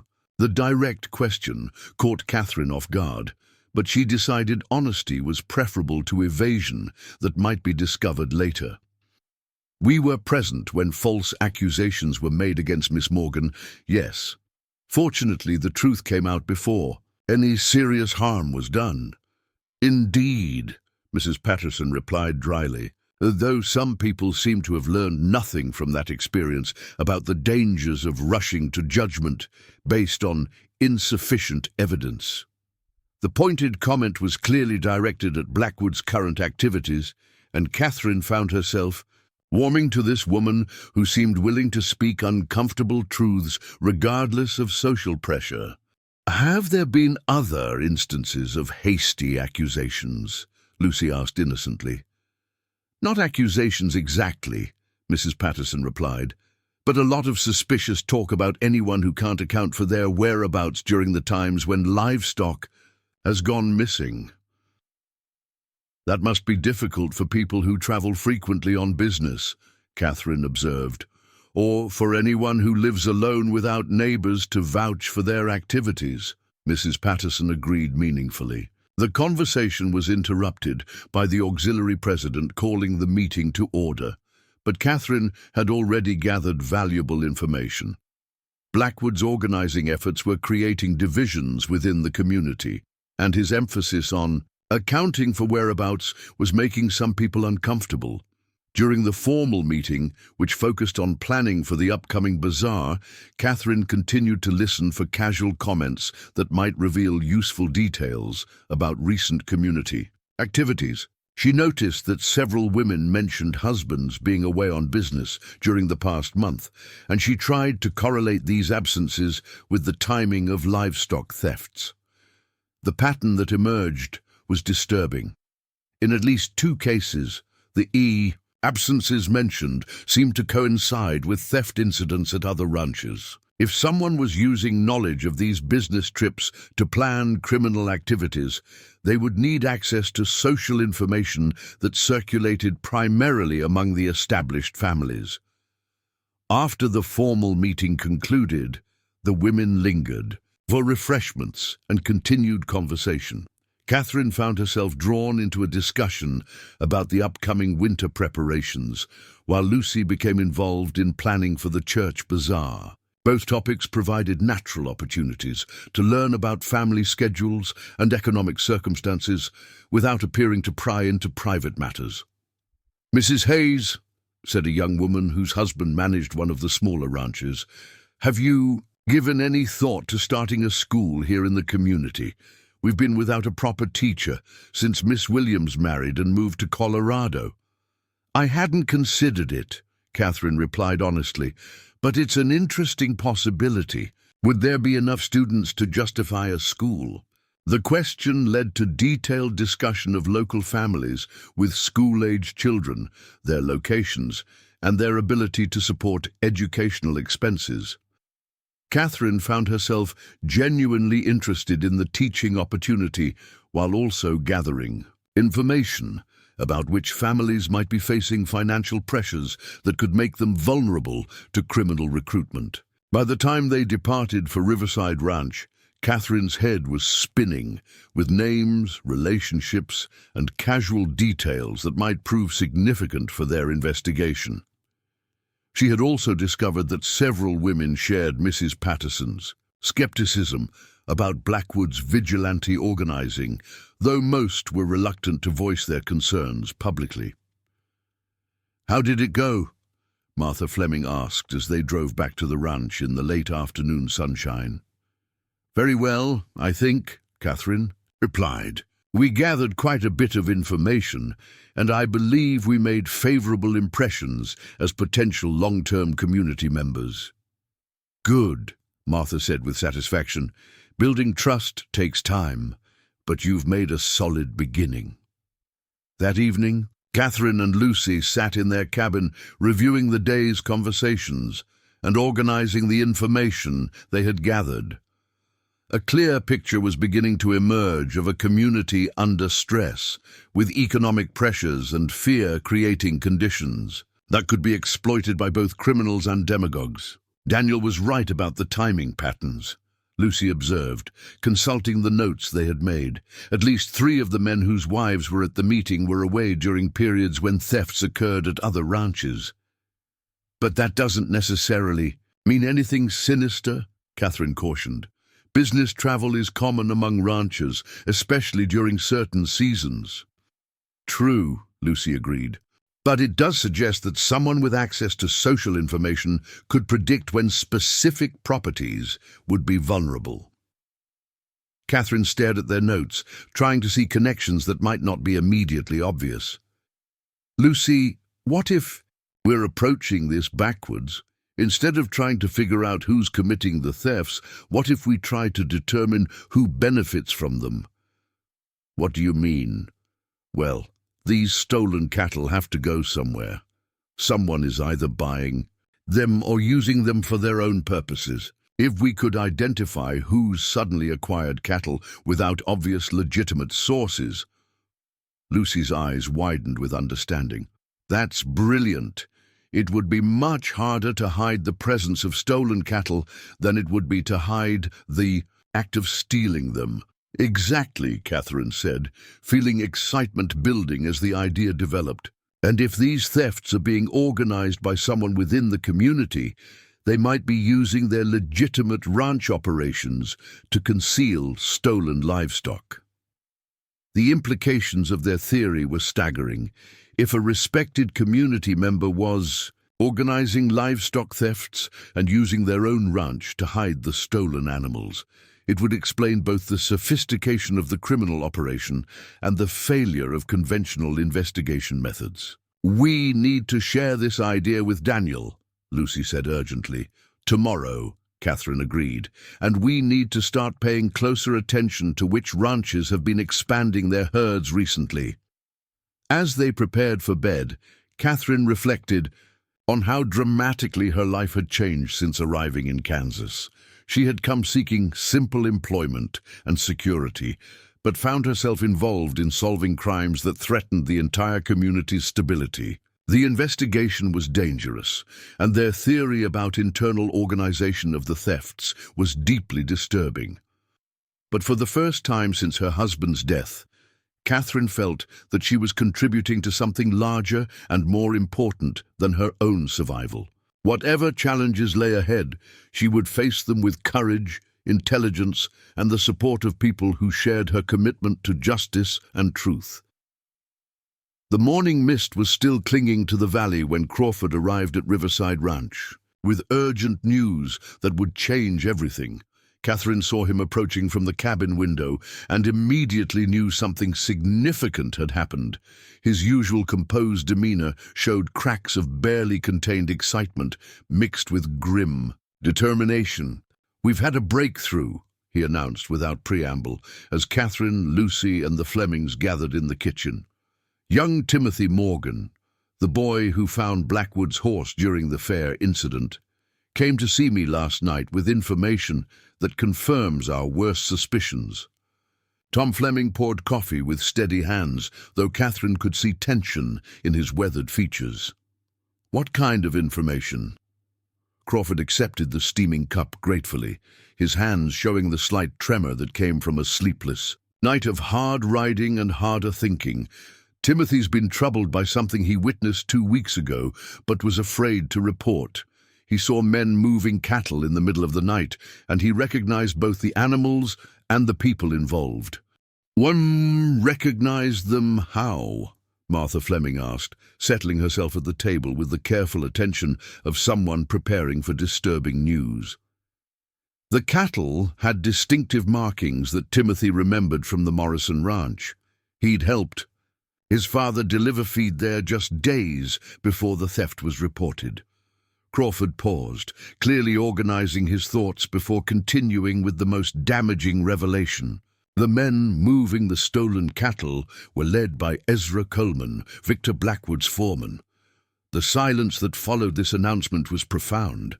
Catherine felt as though the bottom had dropped out of her stomach as the implications became clear. If Blackwood's own foreman was involved in moving stolen cattle, then either Blackwood himself was behind the thefts, or his operation was being used without his knowledge by criminals within his organization. "Where were they moving the cattle?" Lucy asked, her voice barely above a whisper. "Toward the southwest pastures of the Blackwood Ranch, areas that are isolated and rarely visited by anyone except Blackwood himself and his most trusted employees," Crawford replied grimly. "Timothy followed them for nearly an hour before turning back, afraid of being discovered." Tom Fleming set down his coffee cup with deliberate care, the ceramic clicking against the wooden table in the sudden quiet. "Why didn't the boy report this immediately?" "Because Ezra Coleman threatened him at the county fair," Crawford explained. "Told him that boys who saw things they shouldn't sometimes had accidents, and that his family's small farm could easily be burned out by unknown raiders if he caused trouble for important men." Catherine felt sick with anger at the thought of a grown man threatening a child to maintain criminal silence. The revelation also explained why Timothy had seemed so nervous when he'd announced finding Blackwood's horse during the fair incident. "So Blackwood has been organizing the thefts all along," Martha Fleming said, her voice heavy with disgust, using his position and influence to identify targets, then sending his men to steal cattle that he hides on his own ranch. It's the perfect criminal operation, Lucy observed bitterly. Who would suspect the man leading the fight against livestock theft of being the mastermind behind it? Crawford nodded agreement, though his expression remained troubled. Timothy's information gives us proof of Blackwood's guilt, but it also creates an urgent problem. The boy is terrified that Coleman will discover he's talked, and frankly, his fears are justified. If Blackwood realizes his operation has been exposed, he'll eliminate any witnesses without hesitation. What does Sheriff Garrett say about this development? Tom Fleming asked. I haven't spoken with him yet, Crawford admitted. Timothy came to me because he trusts me, but he's afraid of making any official statements that might get back to Blackwood before arrests can be made. Catherine understood the boy's dilemma. In a small community, information shared with law enforcement had a way of reaching the wrong ears, especially when the criminal had significant influence and resources. We need to gather more evidence before involving the sheriff, she said, thoughtfully. Timothy's testimony alone might not be sufficient to convict someone as powerful as Blackwood, especially since it's the word of a child against a respected rancher. What kind of additional evidence? Martha Fleming inquired. Physical proof, Crawford replied. If we could document the presence of stolen cattle on Blackwood's ranch, preferably with witnesses who couldn't be intimidated or discredited, it would make the case impossible to dismiss. Lucy leaned forward with growing excitement. The church bazaar is tomorrow. Most of the community will be in town for the entire day, including Blackwood and his regular ranch hands, meaning his remote pastures would be less heavily guarded than usual, Catherine continued, seeing where Lucy's reasoning was leading. Exactly, Crawford confirmed. It might be our best opportunity to conduct reconnaissance without being detected. Tom Fleming's expression showed both admiration and concern. You're talking about trespassing on Blackwood's property to gather evidence of criminal activity. If you're caught, he could have you arrested for theft or claim you were trying to rustle his cattle. The risk is significant, Crawford acknowledged, but so is the cost of allowing Blackwood to continue his operation. Eventually, he'll move against anyone he perceives as a threat, and that includes all of us. Catherine felt the familiar surge of determination that had carried her through the worst periods of recent months.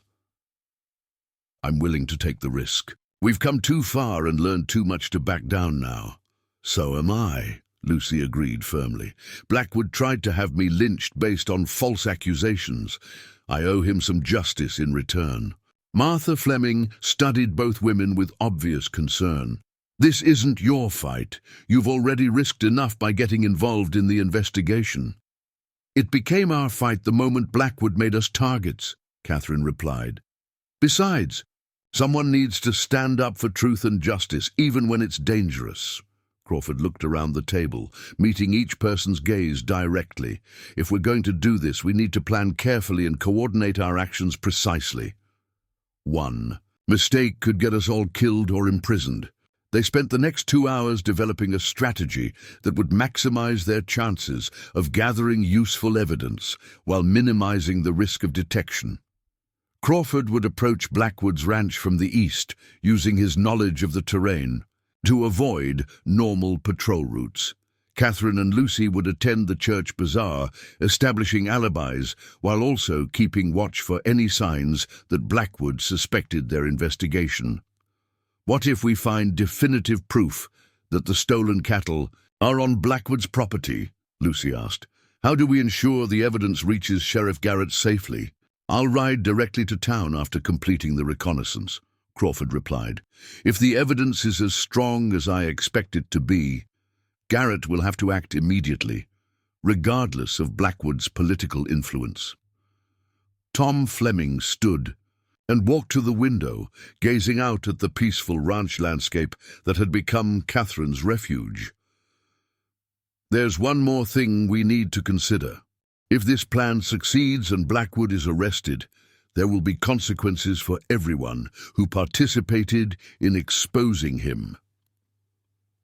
"What kind of consequences?"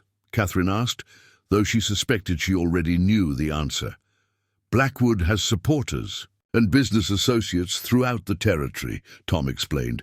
"Some of them won't care about his guilt or innocence. They'll see his downfall as an attack on the established order, and they'll want revenge against the people responsible." The sobering reminder cast a shadow over their planning, but Catherine found that her resolve remained strong. She had learned that safety was often an illusion, and that the greatest danger sometimes came from trying to avoid necessary action rather than taking principled stands. "We'll deal with those consequences when they arise," she said quietly.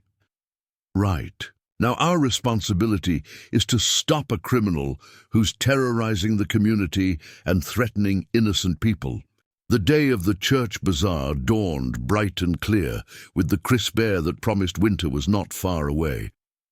Catherine and Lucy dressed carefully for their public appearance, knowing that their behavior would be scrutinized by people looking for signs of guilt or deception. The bazaar was held in the church social hall and spilled out into the adjacent yard, with booths offering everything from handmade quilts to fresh-baked pies.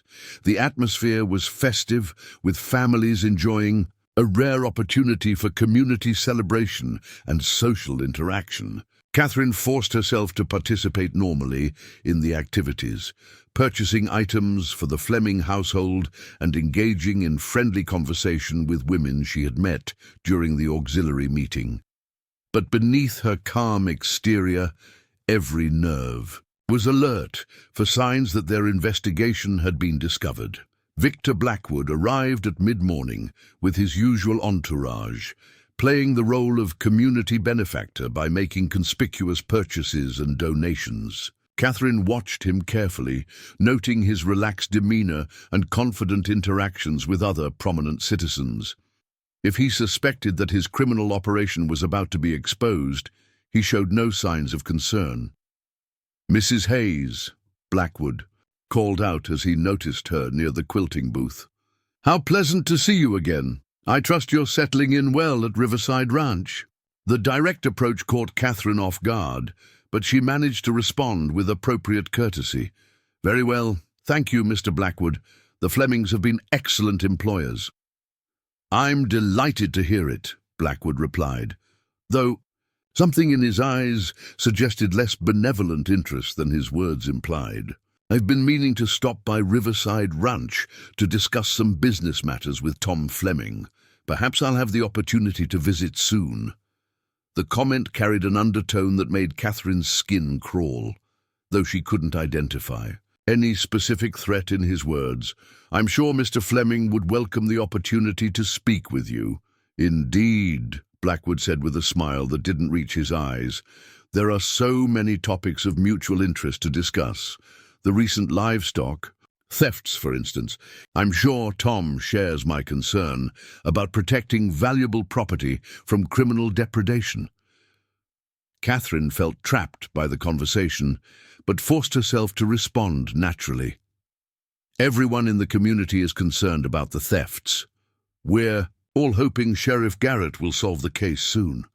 "Oh, I'm confident the matter will be resolved very soon," Blackwood replied, with what seemed like genuine amusement.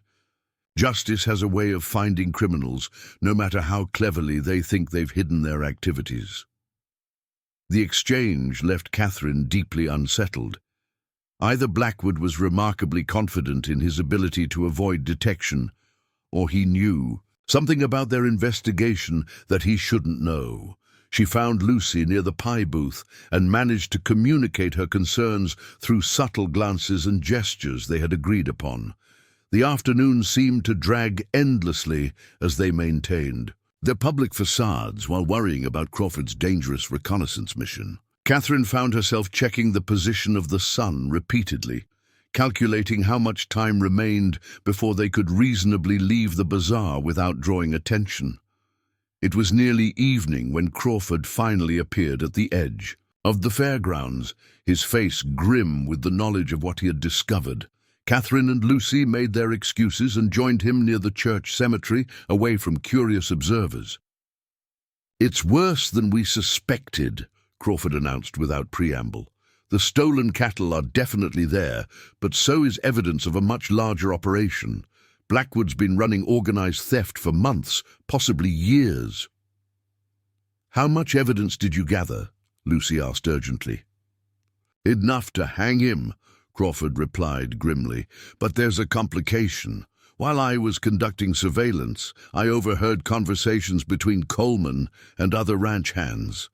They know about Timothy's visit to me, and they're planning to eliminate the boy tonight."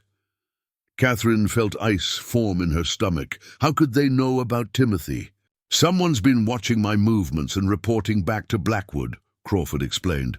"The boy walked into a trap by coming to me, and now his life is in immediate danger." The revelation that their investigation had been compromised from the beginning was staggering, but Catherine forced herself to focus on the immediate crisis. "We have to warn Timothy and his family." "Already done," Crawford assured her. "I sent word for them to take shelter at the Fleming Ranch immediately. But that's only a temporary solution. Unless we act tonight, Blackwood will eliminate all the witnesses and probably disappear with his stolen cattle." "What are you proposing?" Lucy asked, though her tone suggested she already understood the implications. "We ride to town immediately and force Sheriff Garrett to arrest Blackwood tonight, before he can eliminate the evidence or the witnesses," Crawford replied. "It's our only chance to stop him." Catherine looked around the peaceful cemetery, with its weathered headstones marking the graves of pioneers who had built this community through honest work and sacrifice. The thought that their legacy might be corrupted by criminals masquerading as respected citizens was intolerable. "Let's go," she said simply. The ride to town was made in grim silence, each of them understanding that they were racing against time to prevent murder and preserve justice. The sun was setting behind them as they reached Millbrook Junction, painting the sky in shades of red that seemed ominously appropriate for the confrontation ahead. Sheriff Garrett's office was closed, but they found him at home, just sitting down to dinner with his family. His expression showed immediate concern when he saw their urgent faces. "Sheriff, we have evidence that Victor Blackwood is behind the livestock thefts," Crawford announced without preamble. "He's also planning to murder witnesses tonight to protect his operation." Garrett set down his fork slowly, his experienced lawman's instincts clearly evaluating their claim. "That's a serious accusation. What evidence?" Crawford quickly outlined Timothy's testimony and his own reconnaissance discoveries, while Catherine and Lucy added details about the social information gathering that had revealed the pattern of criminal activity. Garrett listened without interruption, his expression growing progressively more serious. "If what you're telling me is true, we need to act immediately," Garrett concluded. "But arresting Victor Blackwood will require substantial evidence and considerable backup. He's got political connections that could make things very difficult if we're wrong." "We're not wrong," Crawford said firmly. "The stolen cattle are on his property right now, and Timothy Morgan can identify the men who moved them there." Garrett stood abruptly, reaching for his gun belt. "Then we arrest him tonight, before he can eliminate the evidence. But I'll need deputies, and most of the men I'd normally call on are out of town." "We'll help," Catherine said immediately, surprising everyone, including herself. Garrett looked at her with obvious skepticism. "Mrs. Hayes, this isn't work for civilians, especially women." "Those civilians have been investigating this case while you were waiting for evidence to present itself," Catherine replied with more asperity than she had intended. "We've risked our lives to uncover the truth, and we're not going to stand aside now when action is finally being taken." "Besides," Lucy added, "you'll need people you can trust absolutely. Blackwood, obviously, as sources of information within the community, possibly including some of your usual deputies. Garrett considered their arguments briefly before nodding acceptance. Very well, but you follow my orders exactly, and you stay back from any direct confrontation. This could turn violent quickly. They armed themselves from Garrett's weapon, locker, and rode out toward the Blackwood Ranch as full darkness settled over the countryside. Catherine had never participated in a law enforcement action before, and the weight of the borrowed rifle across her saddle felt strange and ominous. The Blackwood Ranch showed signs of unusual activity as they approached, with more lights burning than would be normal for evening hours and the sound of voices carrying across the still air. Garrett deployed his improvised posse carefully, positioning Crawford and the women where they could observe the main buildings while he approached directly to make the arrest. What happened next unfolded with shocking rapidity. Garrett had barely announced his presence when gunfire erupted from multiple locations around the ranch buildings. It became immediately clear that Blackwood had been expecting official intervention and had prepared an armed resistance. They're trying to escape with the evidence, Crawford shouted, pointing toward the distant pastures where Catherine could see riders herding cattle toward the property boundaries. Garrett made a quick decision, dividing his small force to pursue both the escaping criminals and the stolen livestock. Catherine found herself riding alongside Lucy in pursuit of the cattle thieves, her borrowed rifle ready despite her lack of experience with such weapons. The chase across the darkened countryside was harrowing, with riders appearing and disappearing in the uncertain moonlight. Catherine's horse stumbled once on uneven ground, nearly throwing her, but she managed to maintain her seat and continue. The pursuit. When the confrontation finally came, it was Crawford who brought down Ezra Coleman with a well-placed shot that disabled the foreman without killing him. The other thieves, seeing their leader captured and the stolen cattle surrounded, surrendered rather than face certain death in a gunfight they couldn't win. Victor Blackwood himself was captured at his ranch house, where Garrett found him attempting to destroy documents that detailed his criminal operation. The papers revealed a network of corruption that extended far beyond simple livestock theft, involving fraudulent land deals, intimidation of small farmers, and conspiracy with criminal elements throughout the territory. The trial that followed became the most significant legal proceeding in the county's history, with testimony from Timothy Morgan proving crucial in securing Blackwood's conviction. Catherine and Lucy both testified about their investigation and the community information gathering that had revealed the pattern of criminal activity. Blackwood was sentenced to 20 years in territorial prison, with his ranch and assets seized. To compensate the victims of his crimes, Ezra Coleman and the other participants received shorter sentences in exchange for their cooperation in exposing the full scope of the criminal network. The aftermath of the trial brought unexpected changes to Catherine's life. The community's gratitude for her role in exposing the criminal conspiracy led to offers of employment that would have seemed impossible just months earlier.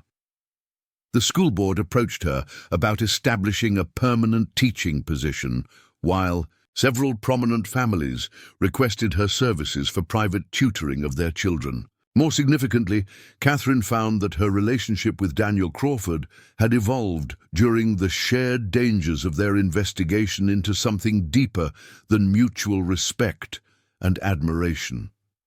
His proposal of marriage came as they stood together, watching the sunrise over Riverside Ranch, where they had both found refuge and purpose. "I know it's been a difficult year for you," Crawford said quietly, "and I don't want to pressure you into any decision you're not ready to make. But I'd like you to consider the possibility of building a life together here in Kansas, where we've both found our place." Catherine looked out over the peaceful valley where she had discovered her own strength and capability, where she had learned that safety came not from avoiding challenges, but from facing them with courage and principle. The woman who had arrived in Millbrook Junction as a desperate widow seeking charity had been transformed into someone who could contribute meaningfully to her community and protect the values she believed in. "Yes," she said simply, taking his offered hand, "I'd like that very much."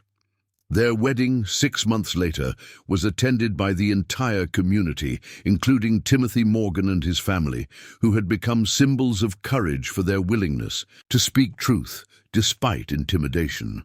Sheriff Garrett served as best man, while Lucy Morgan, who had accepted a position managing the church's educational programs, stood as Catherine's maid of honor. The story of the county fair confrontation and subsequent investigation became part of local legend, told and retold as an example of how ordinary people could stand up for justice when institutions failed, and how courage, in the face of mob mentality, could protect the innocent and expose the guilty.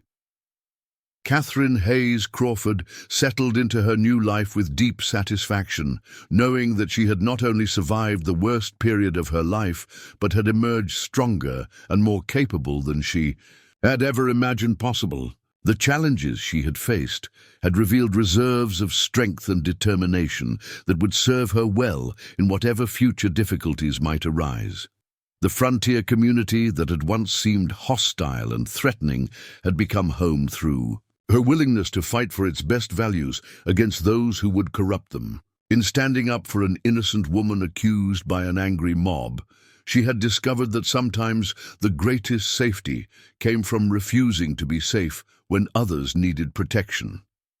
As autumn returned to the Kansas plains, and Catherine reflected on the remarkable year that had transformed her life completely, she realized that true security came not from avoiding conflict, but from knowing that one possessed the courage and capability to meet whatever challenges life might bring. The desperate widow who had arrived with nothing but a carpet bag had become a woman of substance and influence, respected throughout the territory for her intelligence, courage, and unwavering commitment to justice. Up next, you've got 2 more standout stories right on your screen. If this one hit the mark, you won't want to pass these up. Just click and check them out.